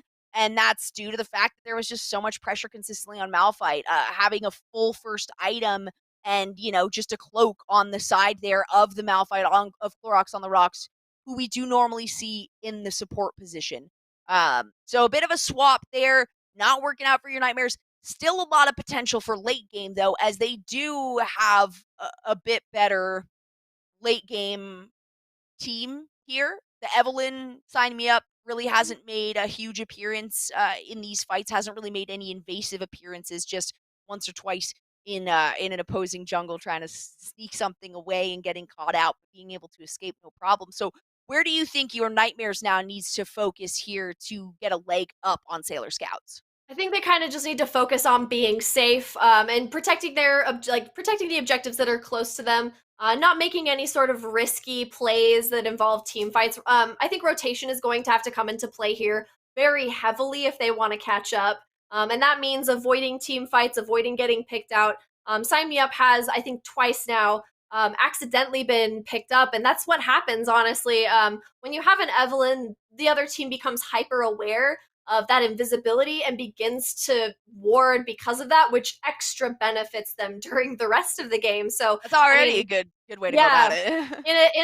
In essence, that pick sometimes forces other teams to value vision more than they would normally, and creates a dynamic that actually kind of is distressingly bad for a lot of other teams. Your Nightmares isn't in that situation. They're not one of those teams that can't recover. A lot of the ways that your Nightmares wins, like the same fights against like Limit Testers, Fighting Dreamers, they have a rough time. There's an ebb and flow, but it always seems like they put their heads down, they farm, they keep an eye on their objectives, and then they begin to seek their revenge. Your Nightmares start out really slow, you're asleep, and then you get Freddy Kruegered, and it is frustrating. That's why it's Solari's revenge. It really is. Right? Even when Solari's revenge falls behind, I mean, they manage to pick it up almost every single time, as we have seen. Very rarely do they get taken down, and I don't think they've had a single game of actually going negative here, but they're currently sitting negative against a 1-0-2 Ari, who already has a finished Luden's Echo, already has those Sork boots. So this is where things might get a little interesting. Also, the mid lane tower being taken down, already having 4 towers just at this point in the game in general is kind of absurd. So to see what your Nightmares decides to do at this point is going to be interesting, since they are such a formidable foe, since they are so experienced and do so well together as a team. The communication of the shot calling might also be something to consider, because when you lose one team member, you may lose a little bit of trust or faith in shot callers, or that new player might not be as dedicated to shot calling or as instant in their responses. So that's also something to consider. When you see a swap, and especially one as big as this, where where multiple players are swapping to different positions, not just one person being gone and having to replace them with a sub player, it's because you have to kind of compensate maybe for lackluster plays in other lanes and other aspects. So still, your Nightmares doing a fantastic job. They are going to lose Shelly, though. That is going to be a couple pings out coming from your Nightmares. We just saw a few exclamation pings saying, hey, they are most likely here. And they absolutely were. Yeah, so your Nightmares is currently down 7 objectives and none to their name at this exact moment. But there is, again, like I said, chance for redemption. They have shut down this extremely kill-dependent, item-dependent, aggressive comp with such finesse. I'm really impressed with Sailor Scout's ability to just see what the downfall is of this particular composition and just go for it. Neki Lime goes in there with the ult, and Pan getting got down by that. Oof! That ignite. Quickly getting taken down, but actually Lilac Soul was not a part of that fight. Throws the Crystalline Arrow and is able to get 2 members there. Prothean on the backside now is going to find out one of them. Ame on the other side takes down 2 for a double kill, and then gets taken down in response by Goldflower. Solari's Revenge is going to jump away from that, but Lilac Soul has the quick vision and was able to poke them down. There, Goldflower manages to barely survive a very a relatively clean ace. 3 members up and alive for Sailor Scouts. That's going to give him at least 1 more tower, if not breaking into the base with a second in less than 19 minutes. This is something else. This is really interesting. A whole week this whole day without limit testers it feels weird. It feels like a Freaky Friday situation. Everything we knew about this tournament, everything we know about this team, Your Nightmares, seems to be topsy-turvy, and that's just the nature of this tournament. Again, we don't see stomps. We don't see a status quo. We see people losing. We see them winning. We see everybody really evenly matched, and that's such a strange thing to happen in a tournament that is open to the public. To have such really close, incredible matches in teams when we had maybe a pool of 15 teams to pick from that were making it through consistently. This has been a real delight to watch them all kind of come together in a way that is so tight. This is such an interesting thing to watch Sailor Scouts who have had an on and off performance. They've won, they've lost, but as far as statistics go, Your Nightmares definitely have. Yeah, they've lived, they've loved, they've laughed. But they statistically speaking, Sailor Scouts has a worse track record than Your Nightmares. Yeah. And they are doing incredible. Oh, there's going to be the self-solar flare. I mean, Negative Live ended up landing it directly on themselves. Their Clorox on the rock, though, is going to be found out. The Crystalline Arrow getting Ame locked down, and they're going to follow it up with another kill onto Aurelian Sun. That was a forced dash over to the opposing side here. Goldflower now wants to take down Timey Up. So much damage coming out from that blue side. Goldflower, however, able to use the ult there to pick up another kill. That is a 4 for none. Big bummer there. Yeah. I'm really upset that we have this many pauses only because it means that there's some struggle. And I know it's on the side of Your Nightmares because we saw before the second one, before it actually cut to us, Ame disconnecting. So that is unfortunate to see that there is a struggle going on right now with someone's connection. We're going to take a look at a replay here, though. Yeah, Nike there was that self-solar flare. Yeah, Goldflower wall walking through just to engage, and they've got Clorox on the rocks number. Ame gets the Crystalline Arrow right to the face, and Aurelian Sun also just gets taken in the tide. Goldflower tries to chase Sign Me Up. Sign Me Up thinks they're going to turn around and burst them down. Tries to use the ult, but does not have a free moment before they are done. Kane is inside of you. What are you going to do? You can't do anything. And that's potentially as well maybe a little bit of the miscommunication, or maybe where some of those connection issues might be coming through, in that we saw Malphite use the unstoppable force there to engage, and there was the potential for the rest of Your Nightmares to follow that one up, but it was as though they didn't really know it was coming. They weren't all turned and prepared to engage on that fight because 2 or 3 members were hit by that unstoppable force, popped up, and then they were instantly able to turn onto the Malphite and take them down from the fight. So possibly some of those issues that I was kind of talking about that comes with the struggles of adjusting a roster, especially midway through a tournament. This is still a team, though, that has been tied for first. And no matter whether they win or lose this, they will get the most points out of this. So this is still a first-place team from Your Nightmares, whether or not they can manage to pick this one up. Yeah, this is rough. It's hard to tell if there are technical issues. I'm not saying that Your Nightmares absolutely, can't lose, but it does seem like there have been some technical issues that have been coming up for them, making it really difficult for them to continue on and continue to mobilize in the same way. They're an extremely team-dependent comp. Nobody can act independently of anybody else without getting extremely punished. But there is another ultimate from Clorox on the rocks, who gets turned on instantly. Pan is going to take down Solari's Revenge before they're able to really engage on this fight. They then get exhausted on the back line, but a triple kill going over to the Ahri. An ace going to round it out. We are looking at a massive, massive gold differential, as well at less than 22 minutes into the game. Now that's going to be a Baron. Not only additional gold for each of these guys, but all 5 of them survive. They're going to be able to push in whichever lane they choose, and they're looking at 5 towers currently up against Your Nightmares sitting at 0 towers. So this gold disparity makes things almost impossible for Your Nightmares to properly engage on these fights. They have to play safely. They have to use vision to their advantage here at this point. And Ame, even though Ame may be the one disconnecting, still having the most kills on the team, doing a great job here as this Vayne. Yep, trying to keep their head above water and just try to keep up in kills with that Lilac Soul 4-0 and 12, but it's going to be a difficult one. It's going to be an uphill climb if they plan to close the gap here with Sailor Scouts. Unfortunately, like you were saying, the gold disparity is too much. That team fight at Baron was perfectly executed on the side of your Nightmares. They did it exactly how you should. That's the perfect wombo combo. And unfortunately, even that amount of perfect execution didn't necessarily lead them to victory. So that was an unfortunate time for them because it clearly shows that the resource disparity, it's too much. They can't engage. Man! Solari's Revenge getting taken down from that one instantly. Clorox on the rocks on the backside trying to use the blast cone to their advantage, but they manage to jump into 3 other members there of Sailor Scouts.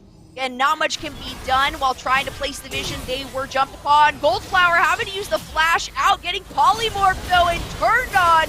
That's going to be a shutdown for Ame. Now 3 members versus 3 though with a huge gold disparity. Ame is going to be the next target here. There was the wild growth coming from Lulu that helped suppress a little bit of that damage and allowing your Nightmares to stay alive a little bit longer. The inhibitor is going to be the next target here, and there is a Baron buff just on this bottom lane, if I'm not mistaken, or sorry, on this mid lane. They're going to now make their way to bottom. So sad right now for your Nightmares. I mean, yes, it's okay to lose a game, but not like this. This is so degrading. It's so difficult to watch. But it's also triumphant. It's also really great for Sailor Scouts. I'm almost elated because, you know, as a caster, it's just watching the status quo continually just get destroyed over and over. We had such expectations of your Nightmares and their comp. I didn't get the same feeling, you know, the uneasy feeling that I had with their last comp with Fighting Dreamers, that was definitely a close fight. They definitely struggled to get ahead. And I didn't really feel uneasy with this particular comp. I knew that there were some win conditions, but I felt like they had very safe healing for whoever was going to get ahead, but nobody is ahead. There's there were so many potential hyper carries, potential people who can cripple a back line, and none of them can get ahead. Not Sign Me Up, not Solaris Revenge, not Ame. All 3 of them have been wiped out, and that is the win condition. One of them had to excel, and none of them have. And the second Solari's Revenge, the second Sailor Scouts has the opportunity to pick out Solari's Revenge, they do it. Their target focus has also been consistently 100% on Solari's Revenge when they engage on a team fight. They recognize the ability for the LeBlanc to jump in and jump out, the lockdown and the burst damage that is capable to follow that up. Sign Me Up, taking a lot of damage. And Prothean decided they really want to commit to this one as the flash comes through. Clorox on the rocks. Now going to be the next target. The Crystalline Arrow missing as Solari's Revenge dashes across and through the Ignite coming down onto Lilac Soul, but it's not going to be enough as Prothean peels away 3 members here of your Nightmares. Goldflower taking out Clorox on the rocks. Ame gets the wild growth from Aurelion Sun, but it won't be enough. Now 4-5 members going through this tower. A double kill, a clean ace, and while the death timers are not that high, this may be enough for Sailor Scouts to push through for the win. This is insane. This is one of the shortest wins that we've ever had. If this is what happens here, the death timers aren't so high that it's not going to work, but I mean, it's probably not going to work, especially Sign Me Up is not the person who can defend a base. They're a one champ, you know, pick off comp here. Solaris Revenge is not the person who can defend the base here. Really, if Clorox on the Rocks has an ult, that's going to be the only opportunity, but Clorox on the Rocks, his whole team is already dead. This is an extremely difficult game to watch. Sailor Scouts taking that one home, 26.5 minutes. One of the shorter games, not the shortest that we've seen, but your Nightmares, I mean, this massive foe that we have seen consistently week in, week out, getting taken down by Sailor Scouts who have done a spectacular job this week. And we don't want to keep putting the point onto your Nightmares doing poorly, because that was also absolutely Sailor Scouts doing incredibly well. They found every single opportunity they could. They prevented your Nightmares even in towards the beginning. If they were successful in a fight or two, they prevented them from collecting really anything off of that. But it was a phenomenal game for Sailor Scouts. So we hope to see that continue through in the next weeks. We do have 4 more weeks, guys. You can still sign up for this. There's so much contention in terms of points that you absolutely have the ability to sign up check and see if there's a team that might need a sub or something. If you are a solo player and just want to get in on the action, these teams do have to be at least 3 female or non-binary players, but there's a lot of potential for upset here. I do believe now Your Nightmares reigns supreme and has broken that 3-way tie for first place in terms of overall points, as points are distributed at the end of the day. There was a tie, but Your Nightmares being the one to make it through. It was Gamer Snails, Your Nightmares, and Limit Testers, who we did not see here today. So still, even though they lost that game, breaking through, doing a great job. I think Your Nightmares forgot to wear their zennies. Oh, I think that might have been. key. If you don't wear your hater blockers, you're gonna get True. killed. It's true. The Zenny blocks, I got to talk about it one more time because they're just so spectacular. There they are, the hater blockers. That's what you got to get to win games. Those are the, Kari specials right there. Yeah, Dr. Disrespect, Yeah, there's so many different and I'm the kind of person, I wear contacts all the time, and I was like, I want to get glasses. They're just too expensive. I just can't afford it.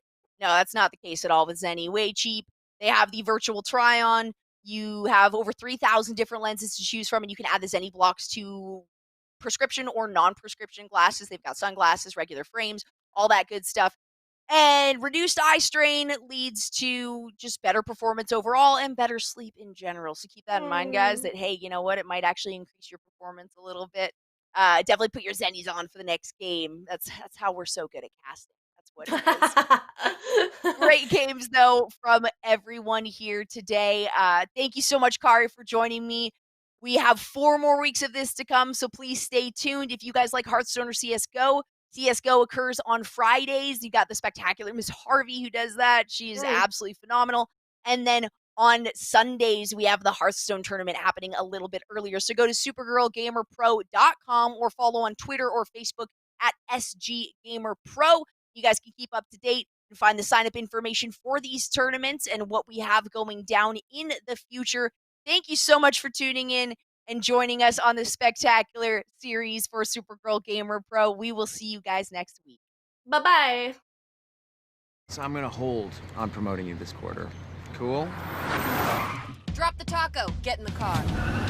Does this Sentra feel like a compromise to you? Wait, what?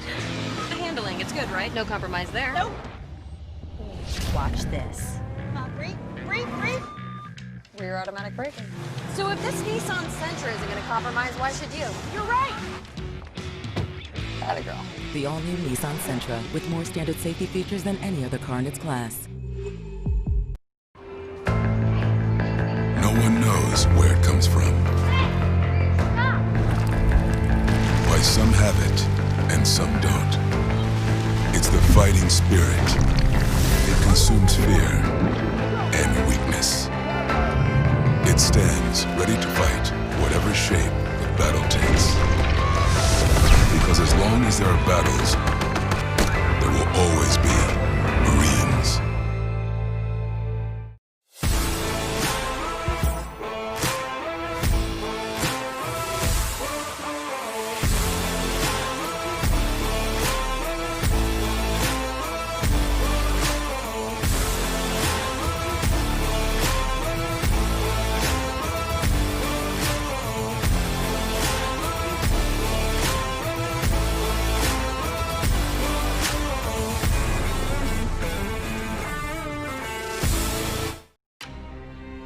For a long time, we had to prove ourselves.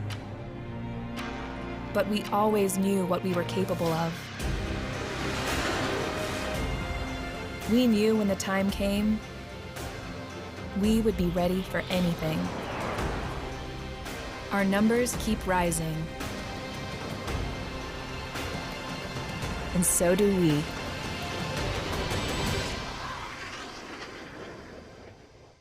You can trade all the games, accessories, consoles, and tech you don't use anymore to get cash or store credit at GameStop. Check out the Trade Center on the GameStop app, visit GameStop.com/trade, or talk to a guest advisor at your local GameStop store to see how much your trades are worth.